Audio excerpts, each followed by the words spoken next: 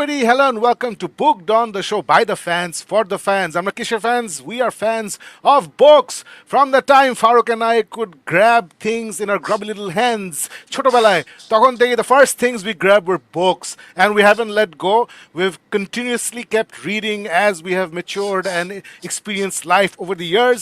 And we started this show where we wanted to share this love of books with you guys. So please head on over to our Facebook page, head on over to our YouTube channel and just subscribe. Let me just bring up the YouTube address. Basically, it's youtube.com at bookdownofficial. This is a brand new channel where we only talk about books, no movies, no nothing, just books. So we need your help to grow this channel and do the impossible things that we're doing today. So I'm Shakib Chaudhary. I'm producer of this show and I'm co-host of Book Dawn. I work in advertising. I have a heavy metal band. And with me is...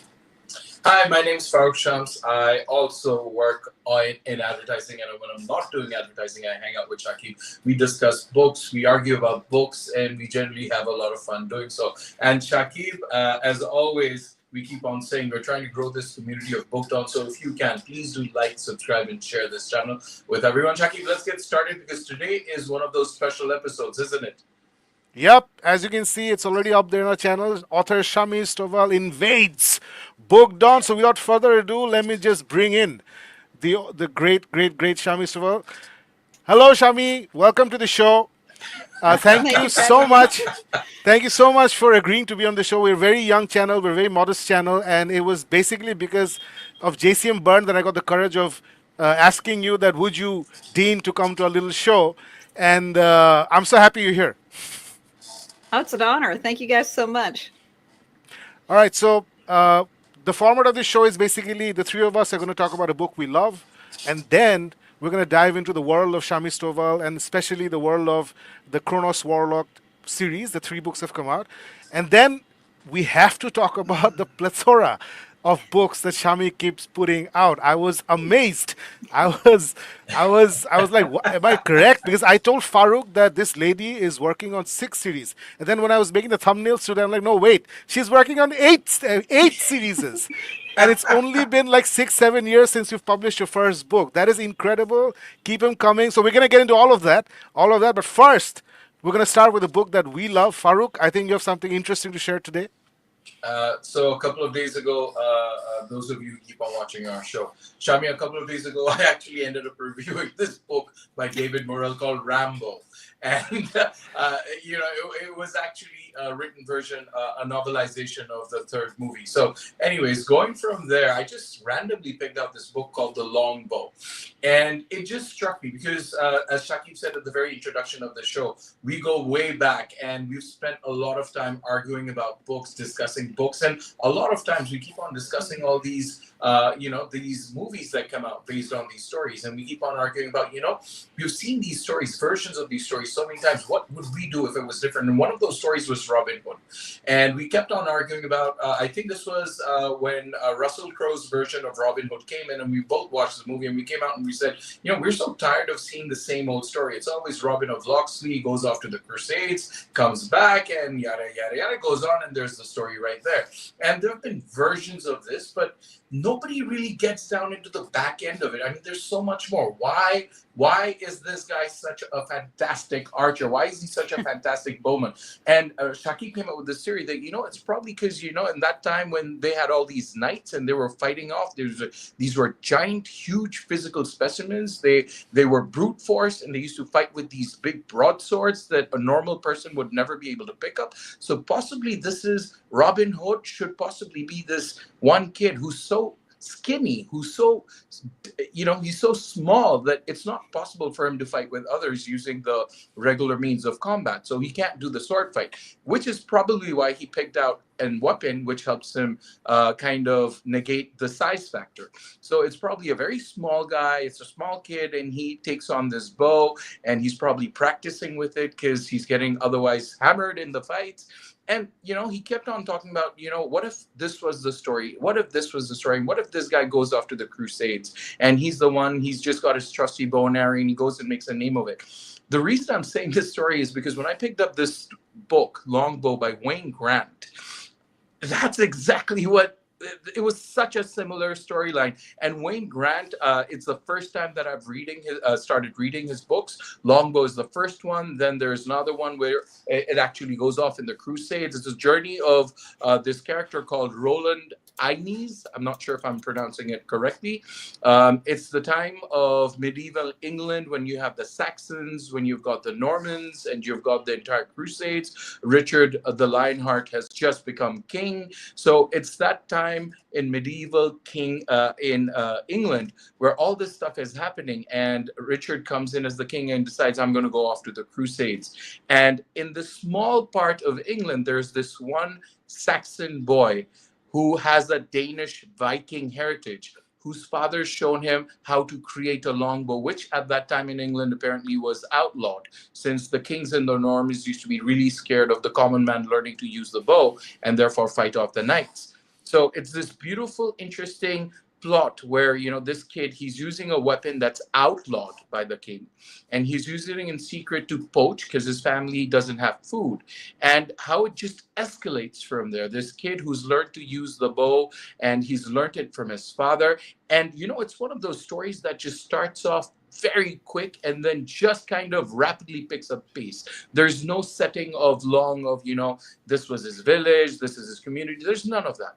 It starts off with this kid on a hunt to get food for his family, how he faces a crisis at that point, and how that crisis rapidly changes his life forever.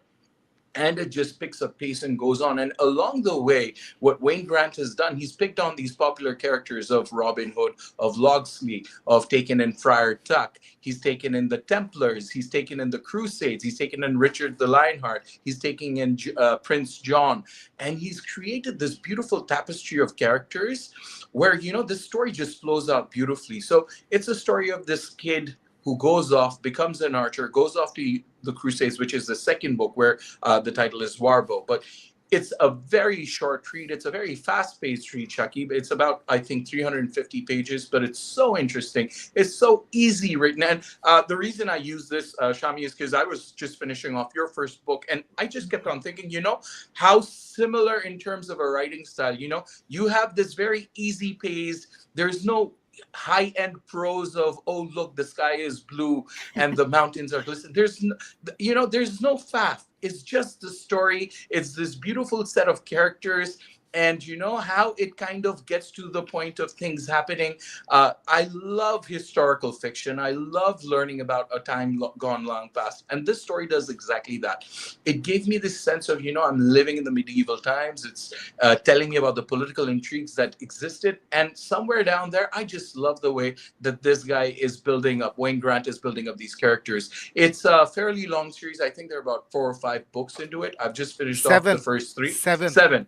Okay, so I stand corrected. So I finished off 3 of them, and I finished them off in about like a space of 6-7 days. So very quick, easy reads, fascinating characters. The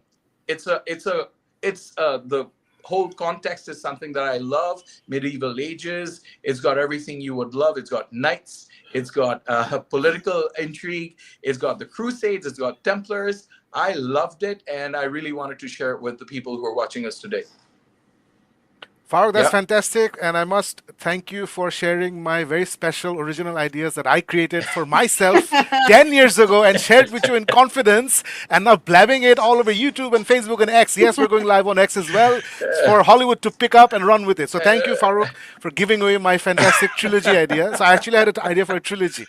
Anyway, be that as it may, I think this book sounds very interesting. Let's just take a look at the cover once more.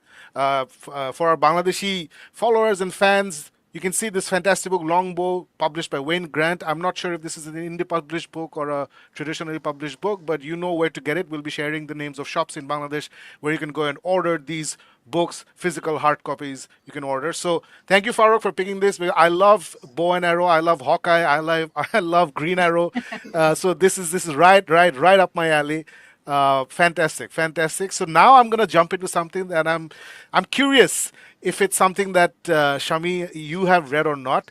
Farooq has read it. It's a beloved trilogy. It's a huge, in fact, it's a huge series. So I'll be talking about the first 3 books in this series. I'm talking about the Farseer trilogy by Robin Hobb. So this lady, like Shamia, have you read the Farseer trilogy? That's my first question. I have not, but she is on my to be read list. I want to read a lot of Robin Hobb. She has great prose. Exactly. The only reason I could finish this trilogy is because she has great prose. She's got this poetic cadence. The characters are fantastic. The writing is brilliant. It's very evocative, highly emotional. And I finished the entire trilogy. Let me just bring up the photo of the books. There we go. So this is the entire trilogy. The first book is called Assassin's Apprentice. The second book is Royal Assassin. And the last book is Assassin's Quest. So I will not be giving any spoilers because Shami hasn't read it yet. So out of these three, Farooq and Hmm. Shami, Assassin's Apprentice is Chef's Kiss. This is a fantastic, fantastic book. This starts the coming of age journey of the main character whose name, why is my brain freezing right now? His name is Fizz. Fitz Chivalry. Yes. So basically it's about this child who's basically acknowledged as the king's as the prince king in waiting's bastard son. So his grandfather basically takes him to the king and tells him this was he was sired by your son, so now you must take care of him. And therefore the royal family, they take him in, and then the king himself takes an interest in him, and then the king tells him that I will take care of you, but you have to be my man. What it means is basically he has to be the king's assassin. So his training starts from when he's very young, and as he grows older, we see his relationships develop with his father. Actually gets, this is not a spoiler, his father dies very early before anything starts. So what happens is the next brother, who's the king in waiting, he takes an interest in his elder brother's bastard son, and they form a very nice bond. The king himself has a very nice relationship with young Fitz, and there's this fantastic stable master character. He was basically looking after Fitz when he was growing up. So we get all these fantastic relationships as the stories progress, and then we have the second son marries. There's a queen. The third son is a very very evil person, very vain person. He's the villain of the entire trilogy, the youngest son. So the first book is absolutely brilliant. Like I read the first book, I tweeted about it or xed about it, and I was like, wow, no wonder everybody screams about Robin Hobb so much. She's amazing. She's magic. And then I read the second book, which is Royal Assassin, and that was a march through a quagmire of misery. From page the first 10 to 15% are things happen. Things happen, there's highs and lows. And then the rest, 85%, is everybody. He is basically, it's the POV of the main character is Fitz. So everything is from his point of view. It's not a first person narrative, but it's from his point of view. And man, is he miserable. Everybody makes him miserable. And the villain, which is the youngest son, he keeps doing awful, awful things, and nobody's trying to stop him. Everything's happening. Everybody knows what's going on. Very, very irritating for me. I don't like walking through the emotional hellscapes. It was very tough for me to finish the second book. And I remember when I made a post on Twitter, I was like, Jay, this was very tough for me. I really hope Robin Hobb makes it worth it in the third book. Because I was thinking, it's the third book of the trilogy. She's gonna bring it all home. There's gonna be hope and joy, and people will get married and they'll have children and live happily ever after, or something like that. And it wasn't. It wasn't. So again, I'm not giving you any spoilers. You'll get all of these when you see any reviews or whatever. The third book, oh my god. So it continues the slog and it goes even farther down the wellspring of misery and hopelessness. She really drags you down and down and down and down. And then the book just ends. It just ends. Like there's like 15,000 pages of misery and then 5 pages of, and then something nice happens, which is not very nice by the way, just something nice happens and you get the ending that you want. And I was like, oh my God, why did she do this to me? And the only reason I finished it is because she's such a brilliant writer. She's such a brilliant writer, and she's such a brilliant writer. Even though I've been burned, I'm like, I refuse to let go of this realm, the realm of the Elderlings, it's called. And I have already purchased the first of the ship, I think Life Ship Magic or something. That's the next start of the next trilogy with fresh characters. And I've seen some reviews on YouTube and whatnot, and they're saying, no, no, this is not as miserable as the others.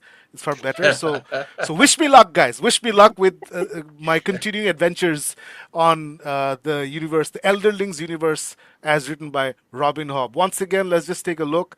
What have I done? Add to stage. There we go. These are the all three books. So people, I know there are a lot of people who enjoy living in misery. I have two very close friends. They love being miserable. So there are a lot of people out there who love reading and feeling misery.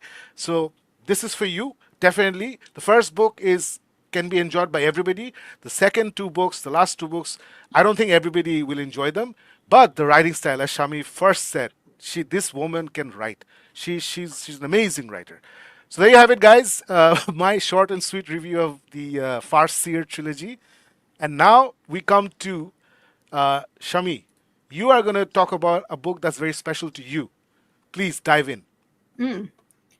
Well, I just want to say that both Longbow and The Assassin's Apprentice, or sound really cool, or Royal Assassin rather, but the Farseer trilogy, those sound great. My book that I'm going to talk about today is kind of an older one. It's Island of the Blue Dolphins by Scott Odell. And the reason I want to talk about this one is because when I first read this book, I was younger. I want to say I was like 10, maybe 11. And it blew my mind when I read it. I was not that big into reading before this book. I had read books either for school or because people had recommended them, but most of the time they were boring. Or in school, you read a lot of books that are depressing, like they're just not fun. When I read this book, Pride and Prejudice. Well, I didn't read Pride and Prejudice as a 10-year-old, but there were books we read called Tales of the Fourth Grade Nothing and things like that. And Judy Bloom. Well, I didn't care for them, so I didn't get into books because of those ones. I actually got into books because of Island of the Blue Dolphins, and then I guess later Goosebumps got me really into reading too. So I can remember my entire journey to liking books, and it started here with Island of the Blue Dolphins. And this book is about Karana.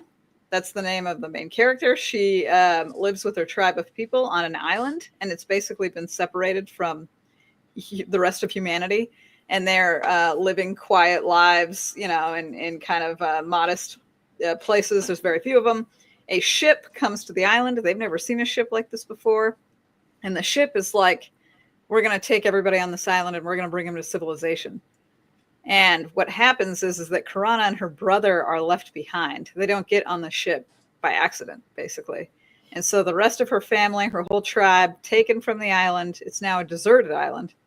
And so her and her brother are going to live here, and they're going to wait until another ship arrives. But then her brother is killed by wolves that are on the island, basically. And so Karana is left by herself. And again, that sounds like a pretty depressing and dark setup, but Karana is very hopeful. She's very, she can't wait to see the boat. She can't wait to see her family again. She just has to basically survive and live on this island until they come back.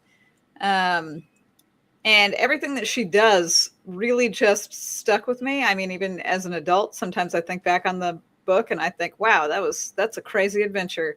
But she ends up getting some of the wolf cubs and training them. And so they become like her companions.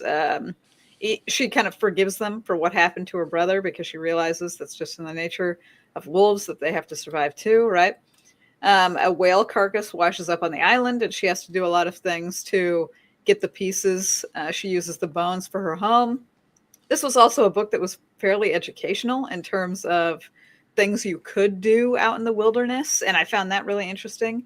You can use whale blubber in all sorts of ways. 10-year-old Shami didn't know that. I also didn't know what abalone was, and it's talked about in the book pretty heavily and extensively, and how you can use abalone shells to do all sorts of stuff. You can eat it. A bunch of really interesting things happen, I guess, in terms of like a survival narrative. Additionally, other people come to the island, like poachers and traders, so people who weren't kind, like the first boat. And so Karana has to navigate how to deal with these people, right? So everything about this book was seriously it blew my mind because I had never imagined, 10-year-old Shami had not imagined what would I do if I was on an island. I mean, I probably would have just died instantly. But after reading this book, I thought, oh, well, maybe I could live, on an island, or what would I do if I was on an island? And all of the magical things that I could learn about by reading books. I really enjoyed learning in general. you guys had mentioned liking historical fiction. I later got a degree in history because I just Yeah. really liked learning, you know. And so after Island of the Blue Dolphins, I was like, wow, like books are cool. So again, it has a very special place in my heart just because of how much it opened my eyes to what books could be. Um, so yeah, if you've never read it, I highly recommend it. It's very short because again, I think it's aimed at like a middle grade or young adults. Mm-hmm. And it's a quick read. It does start a little depressing. I mean, I told you most of the depressing things. And I guess the most depressing thing later in the narrative is that the boat doesn't return for a long time. I think 2 decades, you know. So by the time it returns, she's a lot older, but it does return. I mean, spoiler alert. But it's very interesting until then, and I loved it. To this day, I sing its praises. Now, that sounds very interesting. I'm pretty sure Farooq will read it. I won't, but not my cup of tea. But there are a lot of we have a lot of female viewers, and there's a lot of female booktubers in Bangladesh. I don't think they've heard about this book. So if you guys want to check this out, or if you're in middle school, বাংলাদেশে ছোট ছোট class 6-7 যদি থাকেন বা আপনার ফ্যামিলিতে if there's somebody who's in class 6-7, grade 6-7, you can check this one out. I don't know if this is available in Bangladesh, but we're gonna show you some bookstores that you can get this from in Bangladesh. So no issues. Great. Now that we have all of that out of the way, this is where things get serious. We dive into the world of Shami Stovall. So it's Shami Stovall. How do you pronounce your name? Shami, doesn't Shami. matter. Okay. You guys can No, you can no, pronounce no, no. We however. must pronounce it properly. Shami. Okay, cool. So we get into your world. So this is all about Shami Stovall, the author of Time Mark Warlock. So let me just bring up the photo. 1 second.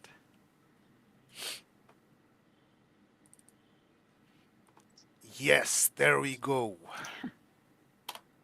So I don't know, Shami, how I stumbled onto your books because I'm always looking out for new urban fiction or urban noir because Mr. Jim Butcher is not bringing out the books as fast as I want him to. So I'm always looking for what else is out there. So I've discovered the series by Mr. Douglas Lumsden. It's called A Troll Walks into a Bar. There's a character called Alex Sutherland. So it's a fantastic series. So I discovered that, and around that time I also discovered your books, and these have quickly become my some of my favorite books, and it has quickly become one of my favorite series. Farooq also has read one, so he's going to chime in. And anybody who likes detective fiction, with a little bit of supernatural elements, this is something that you must check out. So imagine the world of the series Supernatural. If you've read Dresden Files, imagine something adjacent to Dresden Files. As I've written about this book, it's familiar like the Dresden Files, but completely different, if that makes sense. And I love the idea of this guy can turn back clock 24 hours and things just reset, and how you've used this fantastic idea that you came up with. So please tell us, first of all, Shavi, how did you come up with this idea for this character, for this setting? How did this happen? I'm a big fan of video games, and Yes. yeah, in video games you often have like a save, right? A save feature, Yes. and you Yeah, can yeah. play in the game. And sometimes if you lose or you don't like what's going on, you can just reload, your save file and then keep playing from there. And that's really the inspiration for his powers. I think even in book 1, I kind of described it like that, Yeah, like a you video did. game You save do. file. So I really like that idea. I like the idea of him remembering and some other people remembering the time rewind. It's also a section of time that's not too long, because if he could rewind time indefinitely, it could get unwieldy. Like the story itself and what we could be doing with it Right. might get all over the place. And if it was too short, it might not be as useful, as a 24-hour period. If he could only rewind time for 5 minutes, it would be useful, don't get me wrong, but not as interesting. Yeah. So I really decided on the 24 hours because I thought I could make an interesting narrative based around this. I could easily have cases or stories that are self-contained almost. Every single novel so far has like a self-contained thing that we're doing that we can handle within a 24-hour time loop. Um, it works out really, really nicely. So my inspiration was video game save states, but the time frame of his rewind was based a lot on what I think I could do with a story, with the length that this is. So we're gonna talk a little bit about all the different series that you've written. So at what point in time did you figure out that you really want to write a supernatural detective uh, series like this? Like what brought that on? Well, so I like a lot of book genres, and urban fantasy is, in fact, one of my favorites. I like urban fantasy quite a bit. For a huge portion of my reading life, I got into like vampires, not like Twilight. That's immediately what everybody thinks when I say that. Not like Twilight. There's a series like the World of Darkness series that is Ah, based off of like a tabletop game with clans of vampires that fight each other in cities. And I always really, really liked that. I thought that was like very fun. Obviously, there's the Dresden Files. Right. Jim Butcher is amazing, and he's got a great narrative voice. These types of books are cool to me. Like they always feel very cool. I really like a setting in which it is familiar, but there's maybe like a secret world or a hidden world. Like, vampires and warlocks and werewolves they live amongst us and do things, but you don't know it. But if you're in the know, you could find them. I really love that kind of stuff. That's definitely my jam. So I wanted to write this. I make a joke with my friends that I'm constantly on hard mode as being an author because most authors usually stick to a singular genre. Um, not forever, but usually for at least like a portion of their career. Stephen King technically writes lots of genres now, but he wrote nothing but horror for a very long time. Mm-hmm. Right. I just jumped to the genres that I love, and they happen to be lots of them. So I just really love urban fantasy, and I thought, oh, I want to write a story in the urban fantasy setting. And, I thought it was a fun idea. I really like the idea too of a guy kind of picking himself up by his bootstraps and getting back from tragedy. But we didn't have to see the tragedy. Right. I Hang agree on. with you. I don't really like super depressing narratives. That bums me out. So um, that's a perfect segue. Sorry, I'll just interrupt you. That's a okay, yeah, perfect segue to bring up this little graphic. And yes, you do jump genres. These are the ones that I could find. I don't know if there's something I've left out. So we have the Kronos Warlock series. We have the Star Marquee Rising series. Then we have the Final Decree series. Then we have the Half Life Empire. I think you're currently working on this as well. Then we have the Nexus games. The Ethereal Squadron, from what I have found out, this was probably the first book you published. Then, of yeah. course, Nightmare Arcanist. How do you pronounce that, Shami? Arcanist, you got it right. Arcanist. Okay, so Nightmare Arcanist. This is something I have read and really enjoyed, and of course the spin-off, the Crown Tournament, if I'm not mistaken. So, yes, you love jumping genres, which is good news for all us book lovers because I've read the Nightmare Arcanist and I really, really, really, really liked it. I'm in fact halfway through the second book. Really, this is something that I really want to talk about. Like when you think about these settings, you just explained very nicely how you came up with the setting for this urban fantasy. Farooq, jump in if you have a Yeah. question. So one reason why I love your books, the Time Mark Warlock and the others, is because you really really write compelling characters. I love the way you portray your personalities. And for example, if we take the protagonist of Time Mark Warlock, which is Adair Finch. So I personally, this book really resonated with me, or Dresden also resonates with me because I love gruff protagonists. I don't like sweet people being very nice. I love that gruff but with a heart of gold. Like you have to push him to find out the goodness.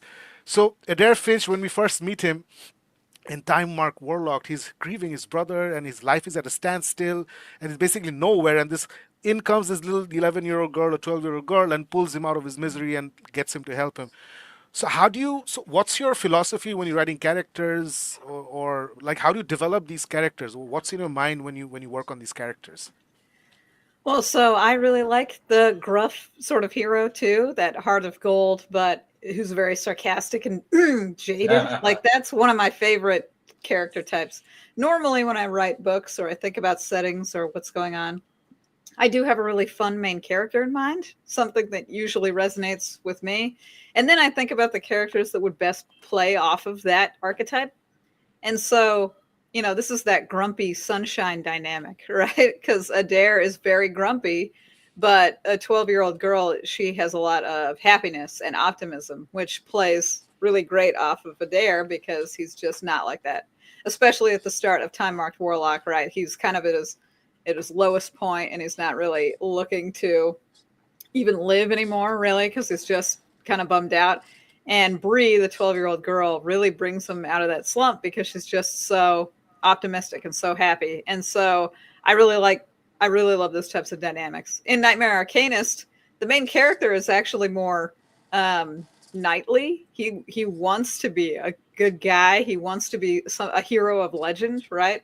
And so a lot of the people around him are either more grounded, like he has a rival in Zaxxas who is not as dreamy as Volk is in terms of wanting to be a knight. He just wants to be cool, right? He wants magical power for himself. Zaxxas is the guy from his island, right? From Yeah, Longbow? yeah. Zaxxas So is the guy from his he's island. my favorite character, and I love every moment these two spend together. Yeah. Those are the best scenes. Best They're- scenes. They have a rivalry, and rivalry is fun, right? Like the rivalry Yeah. element was super fun to write, super fun to see. I like Zaxxas and Volk together, that they played well. Like I really like that, the clashing personality types that play off of each other. I specifically look for that whenever I do write books. I really, really want at least one other character that pushes the main character a little bit out of their comfort zone, right? Like either pushes them like a rival or pushes them like a friend trying to help you. Because Bree is there to help Adair. But Zaxxas is kind of there, he pokes at Volk, the main character of Nightmare Arcanist. So I really like that. I really like character dynamics that are fun and interesting to watch. I feel like the greatest sin of writing is to write something that is boring. And so I'm here to entertain, right? I'm a merchant of entertainment, and I just want the most interesting character dynamics. So that's what I aim for. So So I guess if you want to write something boring, you better be as good as Robin Hobb. So far, go on. no. I'm just gonna jump in there where you said you're a merchant of entertainment, and you've talked about creating these character dynamics. But at least in the time marked Warlock, you haven't just done that. You've created an entire universe. The whole thing of full moon witches and waning witches. You've created a lot of lore around World building. magical. You've created this world, and there's certain rules there. There's certain dynamics you've created of how warlocks operate, how witches operate, the heart, the core, the different cores. These are things that I haven't really seen used in other stories. So, how did you come up with those? How did you actually go about building these fascinating parts of this world? Well, first off, I really like magic systems, like interesting magic systems in books, in video games, and TV shows. If you have an interesting like rule set for your magics, I get really, really into that. So I really like designing my own. Additionally, I had a mild problem. Warlocks, in most tales and fantasy, usually make a pact with one creature. I don't know if you guys played Dungeons and Dragons, but like, oh, okay, yeah. They usually make a pact with just one creature, and that's a little boring in my opinion, or at least it's boring for even in my book universe, because that means that like Adair, the main character who's a warlock, would only ever have one magical power. And I wanted to develop a system where we could have multiples so that we could pick and choose, and that we could have a dynamic of maybe there could be other things that work in conjunction with his time rewind powers, or that he needs for the specific case. So I came up with the like 5 cores of a human because of that, because I wanted the warlock to have more than one pact, and what would be the rules for that. I didn't want it to be unlimited, because that seems broken, right? Like if you can just make a pact with literally every magical creature and have every magical power, Right. that's also not as fun. So I came up with these cores of your being, right? You've got like the crown and the eyes and the spirit, like all these things, and you can bond a number of creatures depending on how many cores you have. And I really liked that idea, but I couldn't just have it for warlocks because that almost doesn't make sense. Because if this is a world of magic and lots of other magical creatures exist, what do their cores do for them? Right. So that's when I thought up the witches. We have a wizard that's introduced in book 3, and Right. all the magical systems somehow deal with these 5 cores. And depending on what kind of magical entity you are, depends on what happens with these cores, right? So the witches fill their cores with the magic from the moon. And depending on the phase of the moon, depends on what kind of magics they'll get. So I really just made those cores specifically to answer my own problem. How do I make a dare a little bit more interesting with this magic? And then from there, I built the world further out. So there's just one part of it that Shakib mentioned when he was talking about the book to me, and he was saying that she's got this thing she does and it's fascinating, and I was like, what is it? So I get into it, and it's this thing of how you can control time and he starts it back up again. So you do it like it's literally the whole of the first book is just one day, right? Several months of the same day, and after 3-4 times, I was like, oh my God, is she going to do it for the whole book? And am I really going to enjoy the same thing happening over and over again?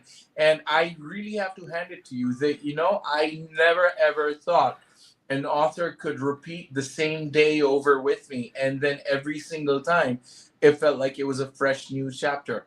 So I love that factor. And how did you meet that challenge? Because just when I was reading through the first 5-6 times when he's starting of the day again, and I was like, there's no way that this thing is going to play out for the whole book, because Let me just add to that. Sorry, let me just add to that. So Farooq is talking about Time Marked Warlock, your first book in the series. So I read that one and I was like, wow, I put up and post in X and whatnot. This is amazing, etc., etc. And I was like, let me see if she can repeat it in the second book. So, and then Kronos Warlock comes out, and I read it, and I'm like, oh my God, she did it again. This is amazing. And then I was like, but how far can she carry this? Will she really do this again in another book? Is this all this going to be? How can she do this? And then you hit me with 24-hour Warlock, and it was amazing. It's probably my favorite book because of the way the story has been progressing, not because I like it more than the other 2 books. It's like how you've progressed the story and brought me here. And by the way, let me just say this, and then you can. Farooq, I don't know what your question was, but you can ask it again. I loved Adair Finch bulldozing his way through every single obstacle. I'm tired of, because I just finished Robin Hobb, and I'm like, oh my God, so much misery and being stuck in place. God save me. And here was this guy, he's like, oh, we're all dead, doesn't matter, reset, let's go. It was just brilliant because we've all seen anime. I'm sure you're an anime fan. Oh, And yeah. you see One Punch Man, and you see Dragon Ball Z, and you see so many other. For example, I don't know if you've seen Solo Leveling. I love Solo Leveling. You see all these, and they don't have any problem with overpowered characters. They know how to play with overpowered characters. It's about how you make the story interesting. And I think you have stumbled on something very brilliant recently. I read this other book by another indie author, by Nick Horvath. He's written a book called Sledge versus the Labyrinth, and I loved it. And that's another overpowered underdog, and he takes on the world. And I remember it blew my mind. Like, oh my God, where have these books been all my life? So Farooq, please ask your question again. I just No, need to get this out of the way. no. So it's very close to what Chucky was going at as well.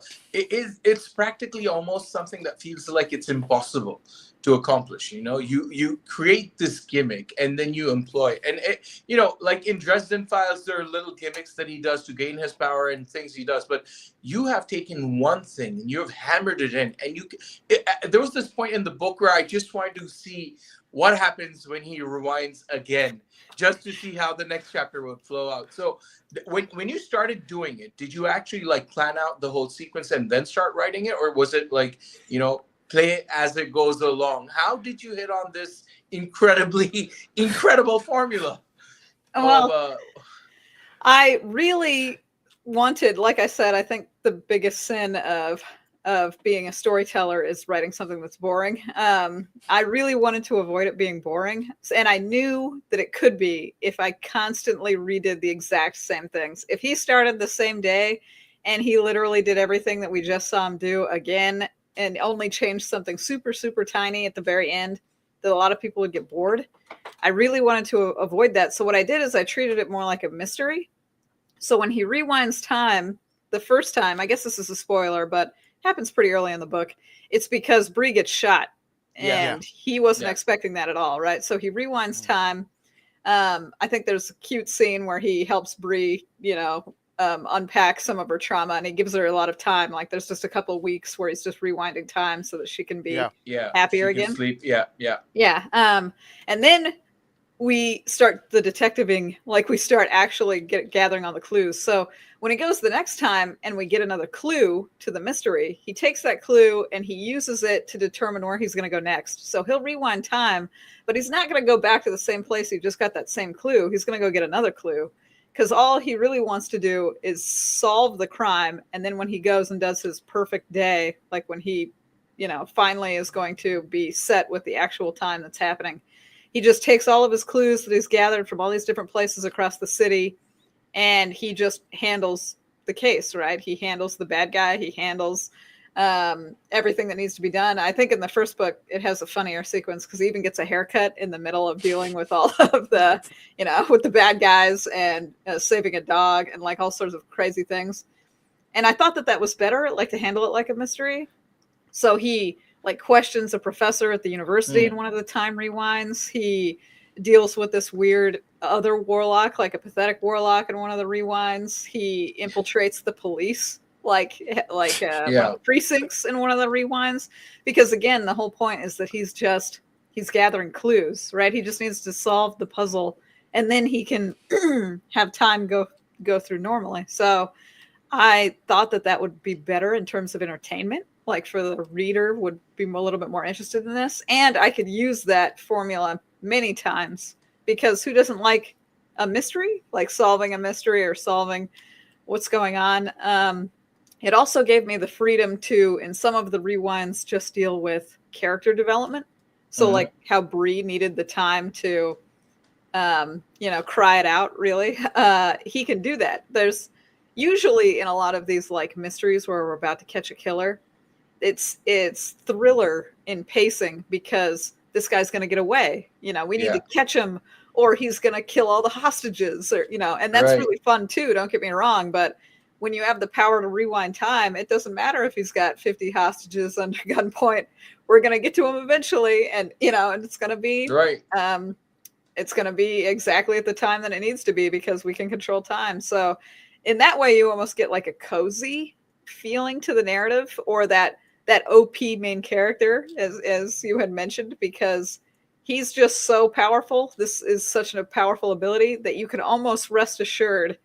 And I think I mentioned this in some of the books too, that some people are like, oh, as soon as Adair is on the case, he's going to catch the villain. There's no way the villain can escape. And so I really liked that feeling too, of like, oh, this guy is going to get the bad guys no matter what, they're already in trouble because he's on the case. You know what I'm saying? So I really liked all those feelings. I feel like it's a really fun formula so far that I've made.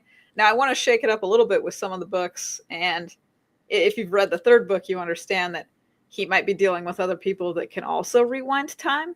And so that is now an interesting, like, little, not too many spoilers, but that's like an interesting wrench in the formula, right? Because if other people can do it too, it's like, oh no. So that's fun for me. I really like that style of formula, especially for an urban fantasy. So I had a lot of fun developing it. Wow. Now, another thing I personally appreciated was that you didn't give, like, this is not Hal Jordan whose ring doesn't work against yellow. This is not Superman who's got kryptonite. This is not Dresden whose power runs out after a while. I love the fact that he's got this time rewind magic and there's no limit to it. I love the fact that you didn't give him a weakness, and at least up till 3 books, there's no limit. It's like Goku, it's like One Punch Man. He can just keep on going. So I personally, because for 30 years I've read a lot of misery in hero's journey situations, I don't want it anymore. So it really works out brilliantly for me. And I think what Shami, sorry, what you were saying that you write like a mystery and etc. etc. But I think the main thing is you keep saying that it can't be boring, but I think that's where Mhm. talent comes in, Farooq. That you have to have the talent to make it not boring. Because I've been reading, I've dived into the indie book universe since I discovered JCM Byrne and Wistful Ascending. So I've really taken a deep dive into all these indie books, and a, I've read you, I've read Jason Byrne, I've read Nick Horvath. So I'm reading like great indie books, and I'm also reading a lot of indie books which are like really bad, which are not that bad, but the author, for example, I'm reading something now which I'm going to talk about a few days later, which is interesting urban fantasy with a detective, the vampire detective kind of situation, but there's these info dumps for world building purposes, which I feel come at the wrong time. Like I don't need to know about this now. So I love the way you have paced out your world building in the three books that I've read. For example, we meet a wizard in the third book, right? I don't Mm. think I've read anything about wizards in the first two. I don't remember it. Mm. I have no memory of talking about a wizard in the first two books. But I'm reading this book now where the author, I think it's a very interesting story, but he keeps hitting me with a lot of info, which have not, which I feel like, okay, we shouldn't talk about this now because I'm invested in something else right now. So Uday, I think Farooq, the answer to how does Shami come up with these things, the answer is massive talent, nothing else. So You're uh, too good to me. no, no, You know, yeah, I've been I reading find for it. 30 years. I've been reading for 30 years. I know a great writer when I see one. I've read four of your books, and you have a gift. You have a gift. You remind me of the fluidity of a writing. It reminds me of people like, yeah, I'll say it, Robin Hobb, who's a different kind of writer, but the fluidity. But Mm, J.K. Rowling's, I know that's a Mm. controversial name, but J.K. Rowling's, Enid Blyton. I don't know if you've read any Enid Blyton because you're an American, no, no, no. but so she's a beloved British author. So Mm. these people write like water. It's and I feel like you write like that. You really carry your readers along, and I that's something I really appreciate. I love it. Just another point, Shami. Sorry, I keep mispronouncing your name. It's Um, totally okay. so one other thing that you pointed out, it's that little bit of time that Adair Finch takes to basically let Bree deal with the grief. So that just brought me to mind one of the reasons why I love this series. Let me just bring up the photo again. So it is because that there is some real emotion in this. It's not just a warlock running around solving mysteries and beating up bad guys. There are real emotions. For example, the werewolf that we meet in the second story, there's a real emotional story with him. Even the mischief spirit.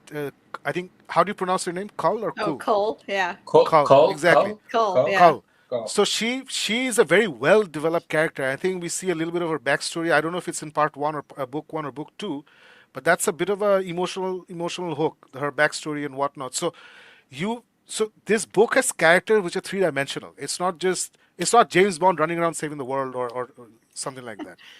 So was that something you specifically like? Okay, I need my characters to be. I need real emotions in my books. Like how do you take this decision? Um, I made this decision from a couple of things. I, like you, don't really like to just wallow in misery. So I had Adair's misery happen off screen. Like it happens before book one starts. Yeah. But you can feel the effects of it, right? He's not in a good place mentally. Yeah. I really like stories where a main character pulls themselves up from a bad place in life. And Adair, right, he has lost his brother. This isn't a spoiler. That's just a thing that happens even before the first book starts. And he's really devastated, especially because he has a power to rewind time. So Adair thought he was kind of invincible, right? But then he Yeah. dealt with something that defeated his power, and then he lost his brother, and he really blames himself for it. I don't want to see that happen on screen because that is really depressing. But I do want to see somebody who gets their mojo back, who like gets Mm-hmm. their life back together. I really like that. And what Cull and the werewolf Enzo basically are, and what some other characters are too, are reflections of that. So Enzo has lost a part of his life. In the Yeah. second book, again, this is a mild spoiler, but he is infected with the werewolf curse and can't really be around normal people anymore because he could potentially hurt them because werewolves in my universe are a little bit, they have like a rage factor. They can transform when they're enraged. They can hurt people randomly. They almost become like a monster when they transform. And so he had to leave his family. He had to leave his career. He like Adair felt like he lost everything. And so this is how he recovers. And Cull, the mischief spirit, fell in love with the human, but the human did not love her back and basically forgot about her, and that really devastated Cull. And then, and now Cull is coming back from this. So these are all stories basically in the same vein. These are all characters who had something bad happen to them in the past, and how are they going to correct their lives and make them better? And they do that by basically all helping each other. One of the fun things about the series is that they all start to work with Adair, like either at his PI, his new PI business, or because they're good friends with him and he helps them. And so I really like that.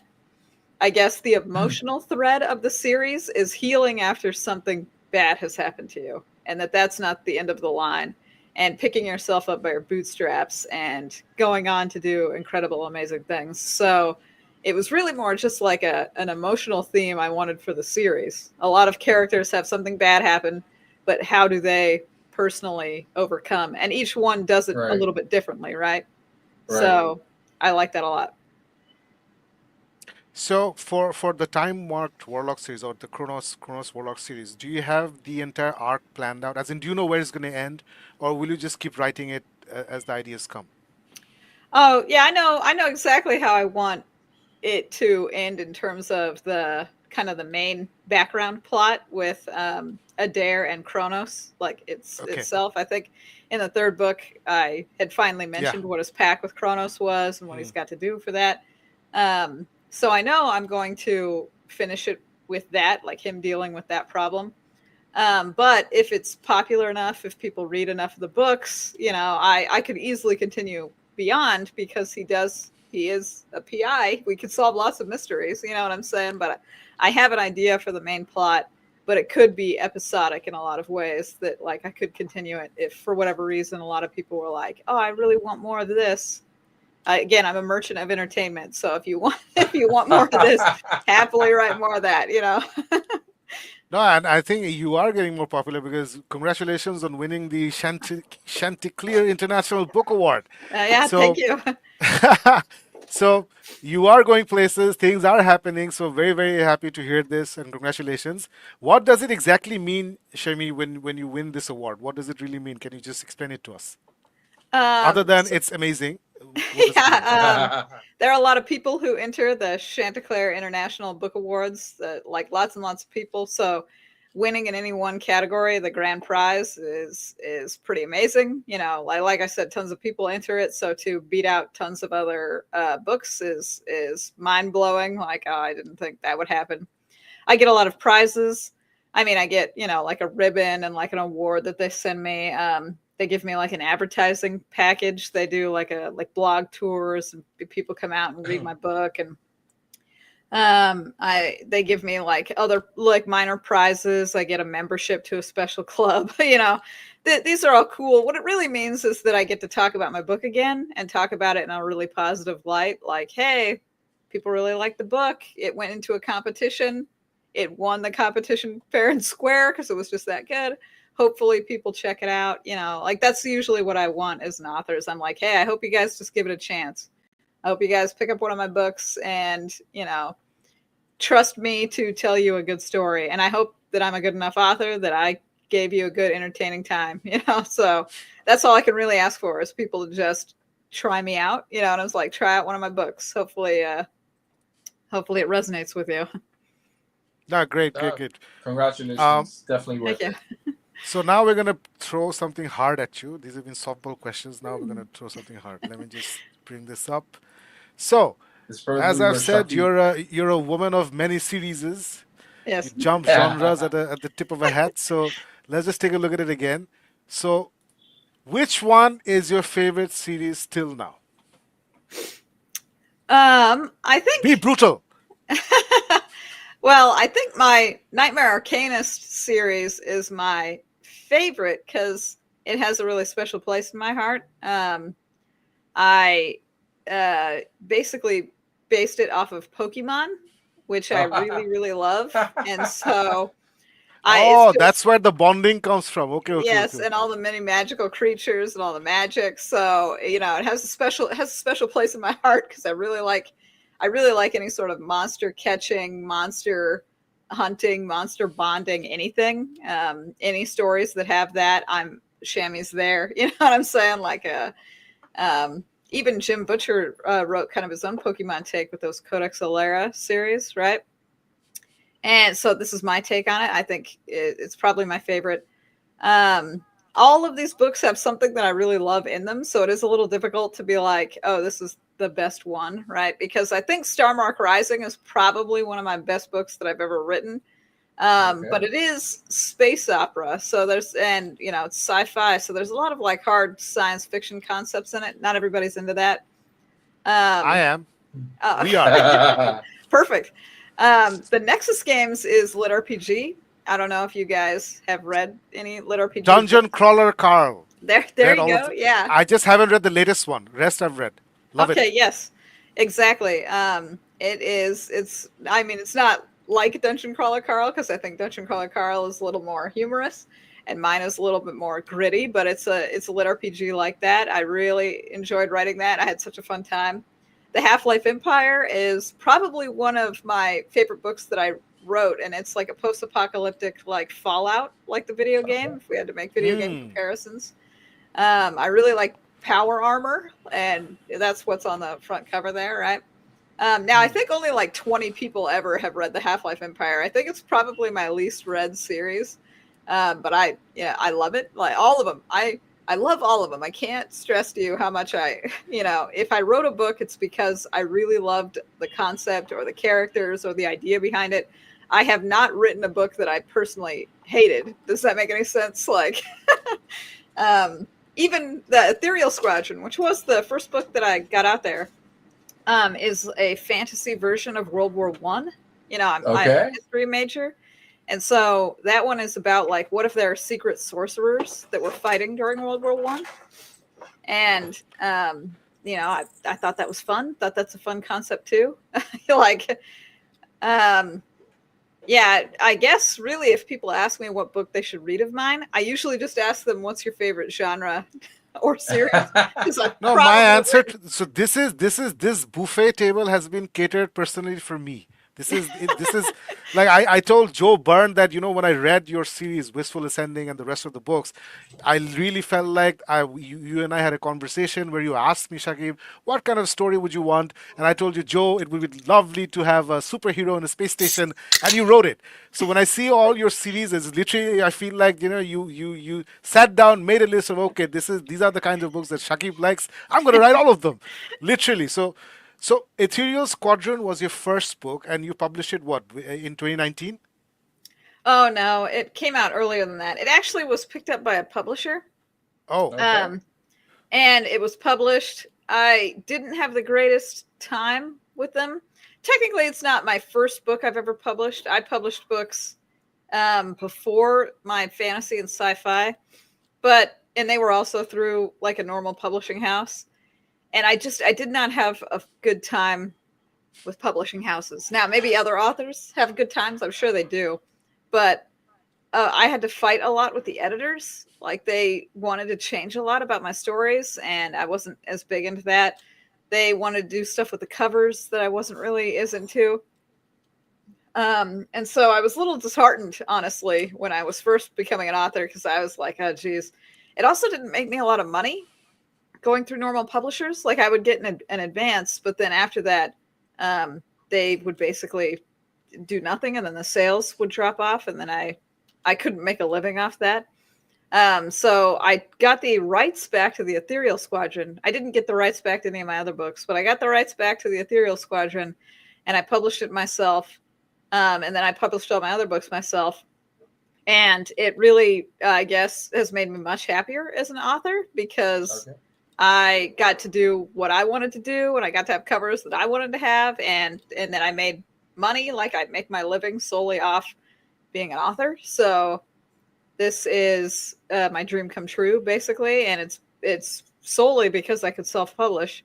Now, since then, I have made a couple contracts with publishers again. I have a book coming out in June that's with Athon, the publishing house, who does the He Who Fights with Monsters lit RPG series. Like they're Is that really big. good? Is that good?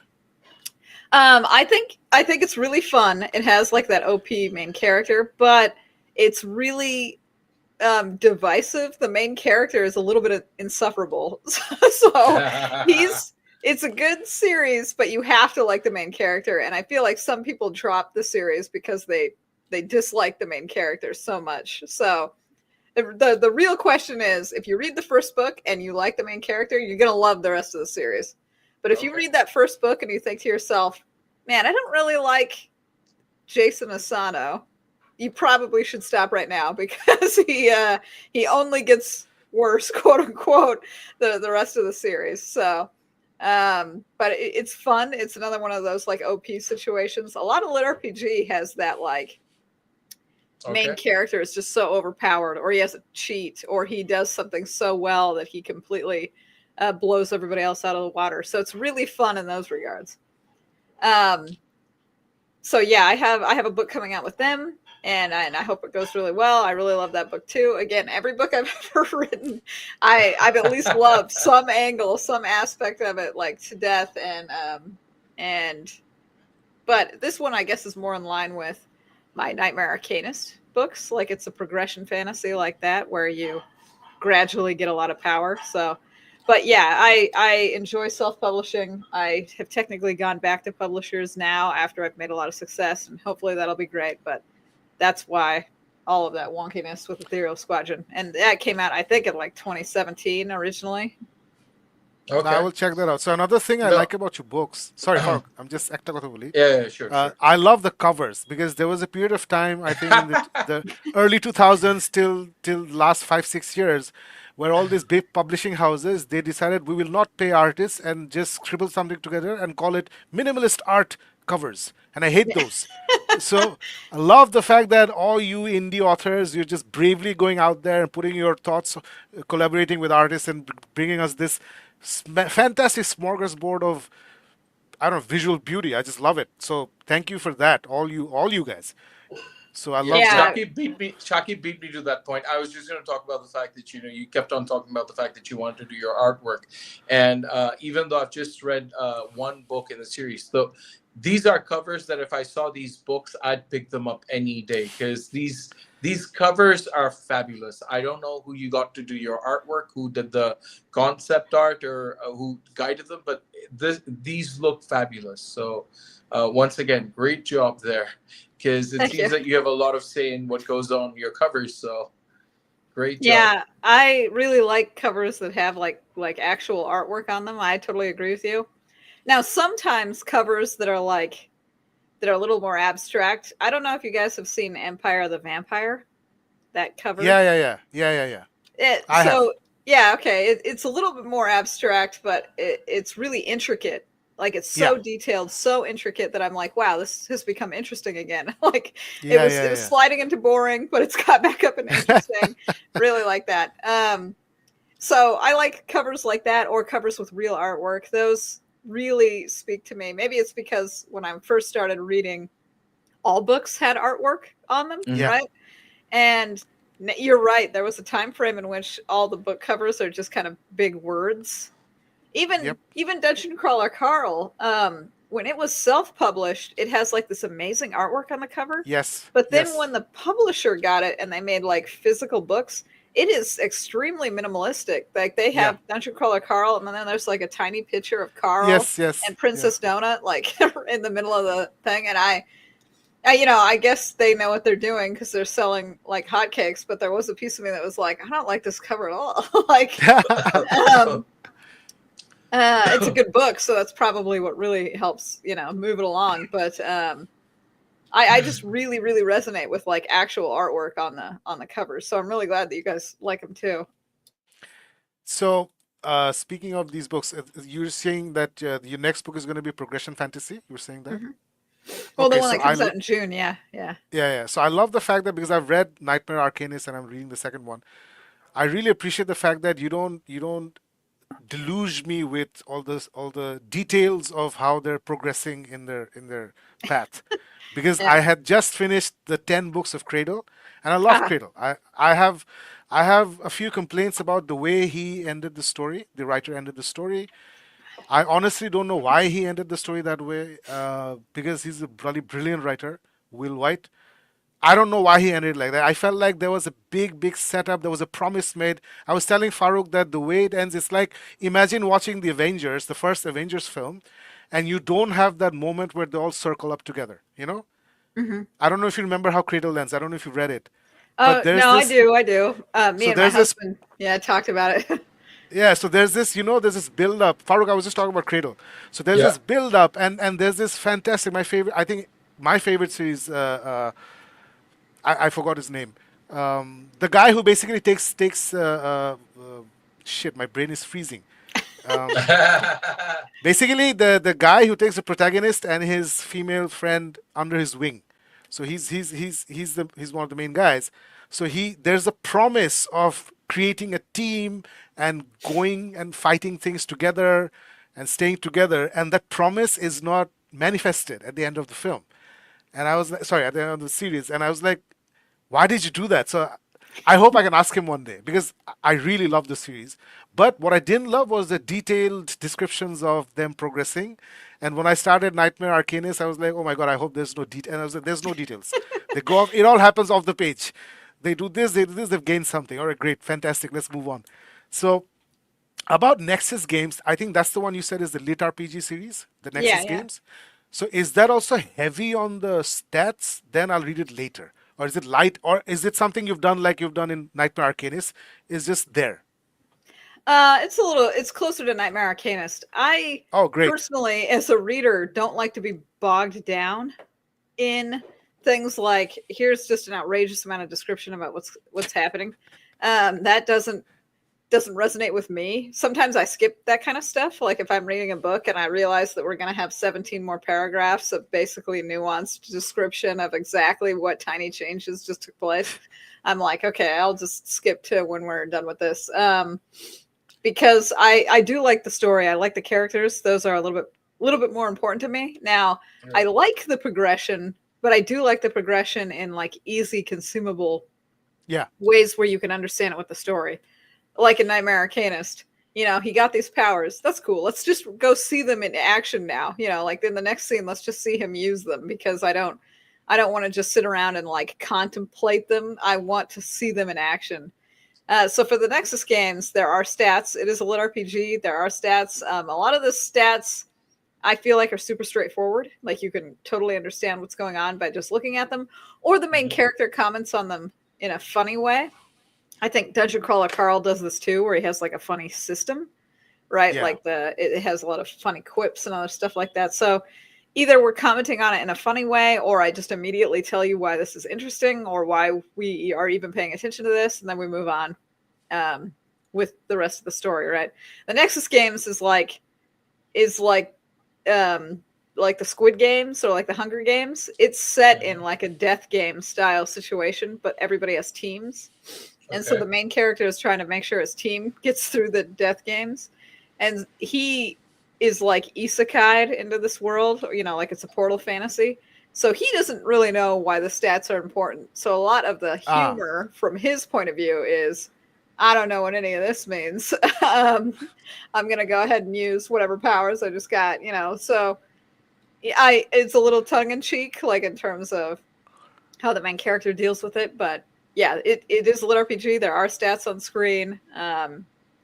So I guess I do warn people if you've never read a lit RPG, because some people don't like that at all. They don't like to see like hard numbers in their book. They don't want math in their book. But yeah, I feel like I probably don't go as in depth as a lot of other people with it. I'm lighter handed, lighter touch. Mm. The readers thank you. Um, Ah, so I have one little thing that I was really thinking that I'm going to bring it up with you, and this is not a criticism. This nothing. It's just curiosity. So in the book, 24 Hour Warlock. Wait, what am I doing? 1 second. There we go.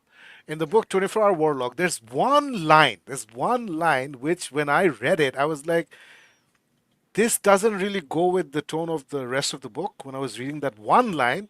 And I just want to know if that's something you wrote and you're like, okay, it doesn't fit, but I like it, I'm going to keep it there, or it just or you just didn't notice it. So the line is basically when they go to visit the wizard and the wizard is trying to dampen his powers or something, and then Adair is thinking that or basically you wrote something like the wizard was trying to dampen his magic, but that was like a whore using perfume to mask her profession. And this, the whore using perfume to mask her profession, I felt that came out of nowhere in the book. And we never went somewhere like that again. It came out of nowhere, and that tone, that little bit of suddenly everything Very else is, gritty. Yeah. and this suddenly it becomes like super noir, like whore and perfume and profession. I'm like, where did this come from? So, did you at all notice that line, or I don't know? I was just curious. For me, Um, it wasn't fitting with the book. Again, not a criticism; it's just curiosity. I guess I would classify it as very gritty because using a term like horror is gritty. I think it's mostly because I think Adair would think in very gritty terms. Now I've written it in Hmm. third person, not first person, but I do try to channel some of Adair's voice in a lot of the third person writing. Um, I guess I didn't think it was too jarring. Now you're saying yes, it was too jarring. I think when I wrote it, it felt gritty enough to feel like something Adair would think to himself in his own head, and then I moved on. I really just was trying to channel Adair himself, right? Because Adair isn't me. So sometimes I do like to be like, oh, Shami, don't write this as if it was just you. What would Adair think in the Yeah, situation? And he seems more like a really gritty type of guy who would think in harsher terms like that. But I do try to keep it, especially that series. Well, it's noir. It's not too grit. Like we're not dealing yeah. with things that are too crazy. But I'll keep that in Eh, mind later. If I dial it up, for a singular sentence with Adair's thoughts, I'll try and make sure it's not too jarring. All right. This was just curiosity. It's not a criticism. Do Mm-mm. whatever you want. You're doing a great job. Um, so your next book is coming out what sometime this year? Yeah, June is when Words of Power will be coming out with Athon. Technically, in the end of May, the conclusion to the Crown tournament comes out. That's actually a co-written project with me and another author named Ryan Tang. Um, and that one's already written. I'm just in the process of finalizing like some of the edits, and then it'll release at the end of May, and that'll be fun too. But my own personal book, the next one comes out June 24th. So we've got lots of books coming out. You mentioned that I had lots of books in just a couple years of publishing. I really like telling stories. I really like writing like that. It makes me happy. I do it every single day, at least for a few hours. I try to at least get a chapter in a day type of thing. So I've got so many Wow. stories and ideas trapped in my head. I've got to be writing or else they won't get out there in the world. You know what I'm saying? So I'm glad there are readers out there that super love to read a whole bunch because I really love to write a whole bunch. No, you are doing a great job. So fantastic here that you're keeping writing and the books are coming out. So we're gonna ask you this question: when is the next time Chronos Warlock book coming out? I guess I'm hoping a little bit later this year. So maybe sometime around like August or September. Um, I have to finish a few of my other books first before I can circle back around to the Chronos Chronicles. But what I So, like about those is that they're a little bit shorter. So urban fantasy tends to be about like 90K to 100K words. Like they're nicer, shorter books. Whereas some other fantasy or science fiction can sometimes get to like 150K or even longer. So they take more time. Chronos Chronicles I can do. I like a lot. so how does it work? Do you work on multiple stories at the same time, or do you like finish off one book, take a break, if you at all take a break, and then you move on to your next one? How does that work? I do work on multiple books at the same time. I find it's easier for me creatively. So sometimes I'll be writing in a book and I'll get to a point where I don't know how I'm going to write this. Like I'm like, okay, my outline says he defeats the bad guy, but how exactly is it going to defeat the bad guy? And so it requires me to think about it a lot. And so instead of just thinking about it, what I do is I just switch gears and start writing in a different book. I start writing more chapters in a different book, and then I can get back to that one and I feel like refreshed, almost like, oh, I haven't thought about this in a while. Now I'm going to think about it new, and then I can start writing that. So I usually work on like 2 to 3 books at a time, but only to 2 or 3, so even though I've got lots of series and lots of things, I can't work on them all at the same time. And once I finish one, then I slot one, I slot another one back in, right? So I'm writing a couple sequels right now, and as soon as I finish one of those, that's when I'll slot in like the 4th book for the Kronos Chronicles and start writing on that one. I have a Patreon, and on my Patreon, I post chapters of all of my books in advance. Right. So usually what happens on there is that I'll be posting chapter 20 of this, one series, and then I'll have chapter 2 of this other book series, because I just go through all that. And so people can see me just slowly chugging along, all my fans, like hardcore fans, can see me working. I also do a lot of other stuff. And what I mean by that is the Nightmare Arcana series we're turning into a comic book.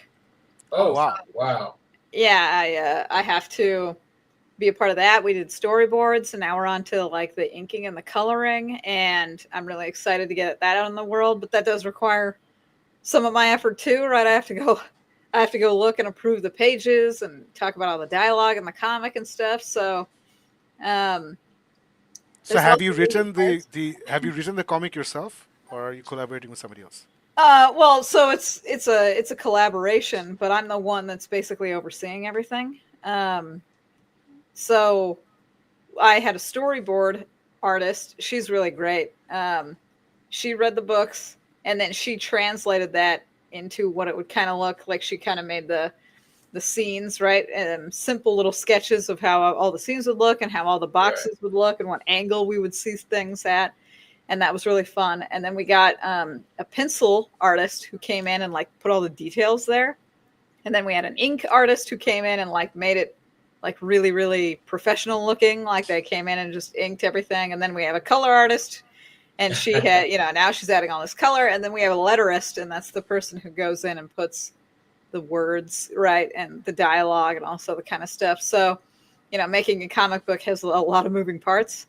But, that's really fun. I also do like Kickstarter special editions of books, but that requires a lot of work too. Like, you got to set that up. You got to get the artwork and stuff ahead of time. You got to get your campaign all set together. So I love writing. I do a lot of writing every single day, but a lot of my day too, sometimes I have to deal with these other side projects, either Kickstarter or just generic advertising. I got to submit books to awards. Since I am self-published, I basically have to do everything a publishing house would do, just me personally, and that can be daunting to some people. I think that's why they don't like self-publishing, but I really love all my books and my worlds, and I'm really excited to do all these things because I feel like that they'll be really fun and cool. You know what I'm saying? Like, I can't wait to have a comic book out there. I love comic books. I think comic books are a really fun medium. It's a dream come true to make a comic book. So I'm super happy to be a part of it. Like I love looking at all it come together. But I try to work on a bunch of books at the same time. I do a lot of projects at the same time. I'm really glad I can multitask. Let's just put it that way. Fantastic. And I think your husband's also an author, and I think somebody who watches our show regularly, in fact, his name came up before your name came up. So somebody suggested a book that he wrote. I think it's Card Demon. Yeah, Demon Card Enforcer. Demon Card Enforcer. So I have that book. I bought that book. So I think I heard about him first and his book first, but for whatever reason, I read your books first. So that's still there waiting. So let's see how that goes. I'm sure it's going to be good because the guy who recommended it to me, he's been recommending some great books to me. So I have full faith Okay. on his. Yeah. So Shami, do you have like 10, 12 more minutes so that we can just take a look at some of the live comments that we've gotten? Yeah. Oh yeah, of Farouk, course, if of you course. Farouk, thank you so much. Yeah. Farouk, if you want to ask Yeah. something, go ahead. No, I think thank you so much for giving us your time today. And I've just started your universe. I love the characters. I think one of the reasons I enjoy doing the show, which I keep so much, is every once in a while we come across these books that we really truly love, and it's great to know that there are talented geniuses out there who are, because compared to you, I mean, the fact that you're so, I don't know what's the word for it. It's not just dynamic. You're so vital. I mean, you've got so much vitality. You're doing so much. I love the term you've engaged for yourself, that you're a merchant of entertainment, and please do continue to entertain us. And loving your books. Looking forward to all the great new series you're going to be putting out. Do just have one request. It's something that Shakib and I have a personal grudge on. We love Jim Butcher. We love Patrick Rothfuss. We love all of these guys, but they kind of write 2 or 3 books, and then you're waiting for the finishing, and they're like, "Yeah, we're busy doing other stuff." So I'm really hoping that you finish off the arc for all the series that you're writing, because I can tell you, I can promise you that both of us will sooner or later be getting into them. Yeah, because I've bought all the Jim Butcher books, Codex Alera, whatever he's put out. I've bought all of them. I refuse to read them. I'm like, please finish I've read Dresden. them. Finish Dresden, then I'll read it. I'm helping you. I'm buying your books. Just finish it.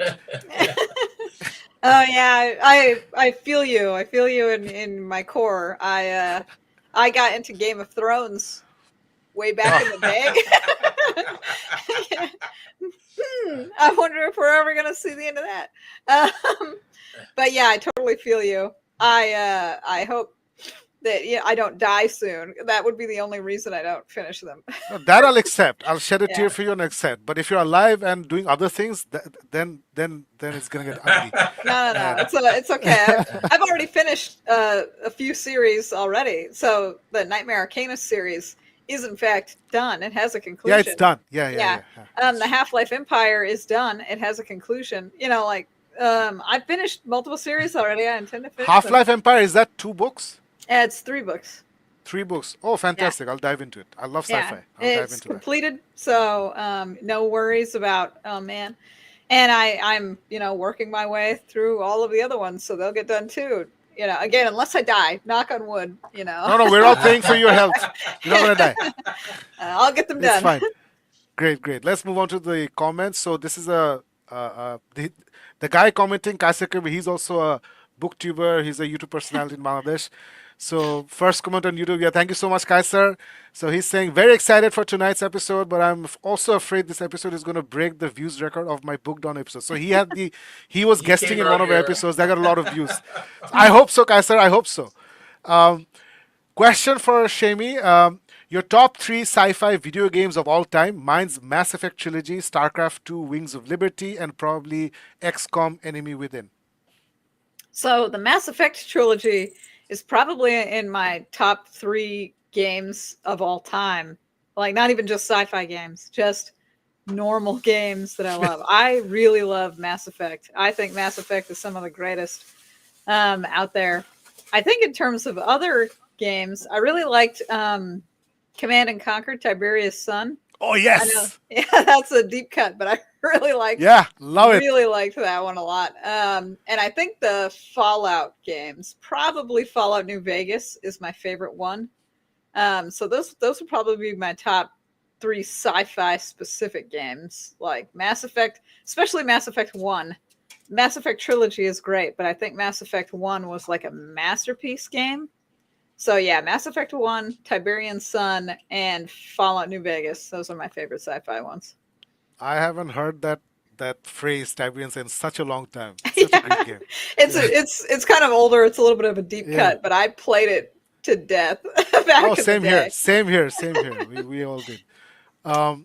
Okay, moving on to guess who's here. It's all everybody's favorite author, J.C.M. Byrne.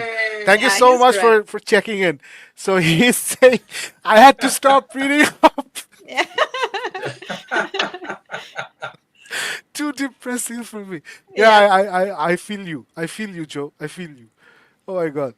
Um, Rorono Zoro is here all the way from One Piece. Robin Hood is the god. Yeah, she is. She's an amazing. Jira Bullam. If she Yeah. wasn't such a great writer, I would not have finished those books. She Yeah, really is. she has amazing prose. Just the way she can write a sentence. Shakib, camera uta. Yeah. I think your webcam's facing down. Baba, So what's going on? I get this. Yeah, we got this beautiful. Yeah, we're back to seeing that beautiful T-shirt, but it's your He's got a face. fantastic desk. Yeah. Let me just stop my cam and fix it. 1 second. Um, Farooq, can you read the comments? Yeah, sure. There's none right now, so everything's going. All right, Shami, like we told you, this is a really small scale show. We have all these little glitches that happen from time to time. It's totally all- okay.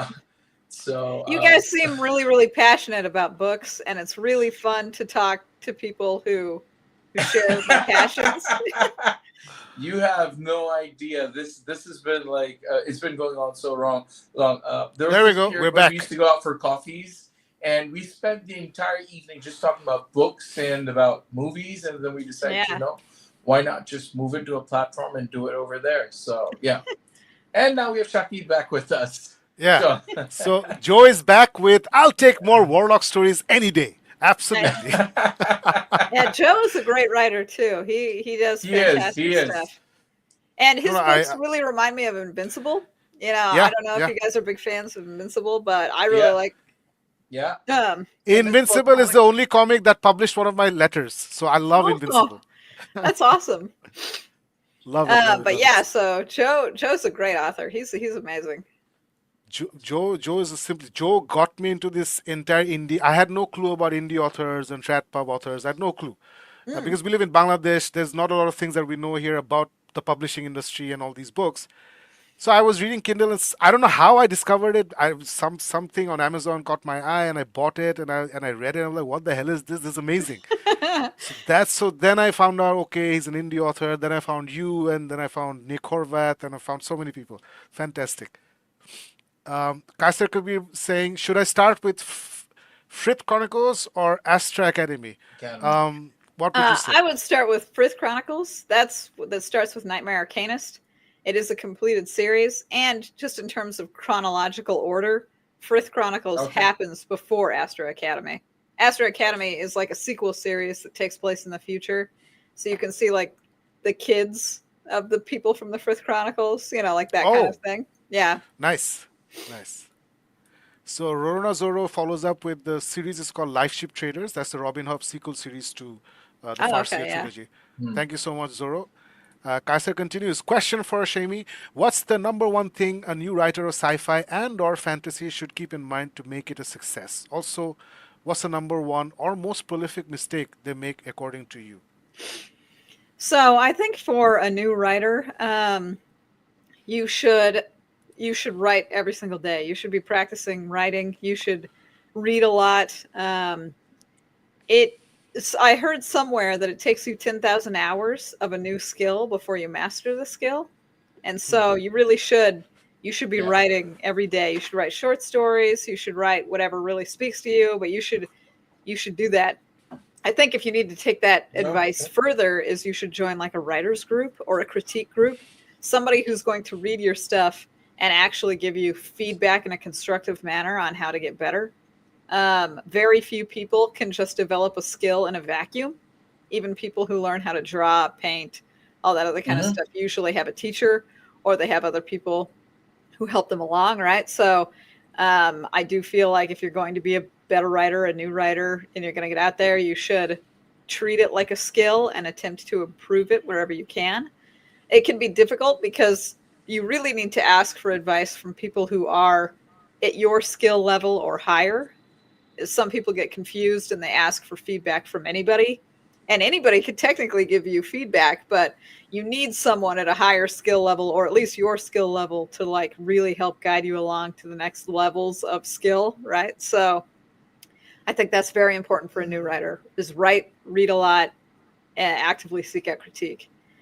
And I guess the biggest mistake are people who can't handle critique or feedback or just want to do whatever they want to do, right? And that's totally fine if you want to write your beautiful memoir or your beautiful story exactly how you want it out there. Nobody is stopping you. The Right. beautiful thing about self-publishing is you can get that out there if you want. However, there is a difference between making commercial fiction, like being a merchant of entertainment, and just writing something because you just happen to really like this one thing. I mean, the first chapter of a book has to hook the reader, right? You can't start the first chapter of the book describing somebody getting out of bed, brushing their teeth, getting dressed, you know what I'm saying? Getting in their car, heading to work, because you're gonna lose the reader because they're gonna be like, "Where's this going? This is very boring." That biggest sin of writing, so boring. So if you want to write commercial fiction, if you want to make money, be that merchant of entertainment, you have to be entertaining, right? You can't just write dude brushing his teeth. You gotta write in a certain way to hook the reader, to bring them into your world and story, and that is a skill. And you need to learn the skill, and you need to treat it like it is a skill.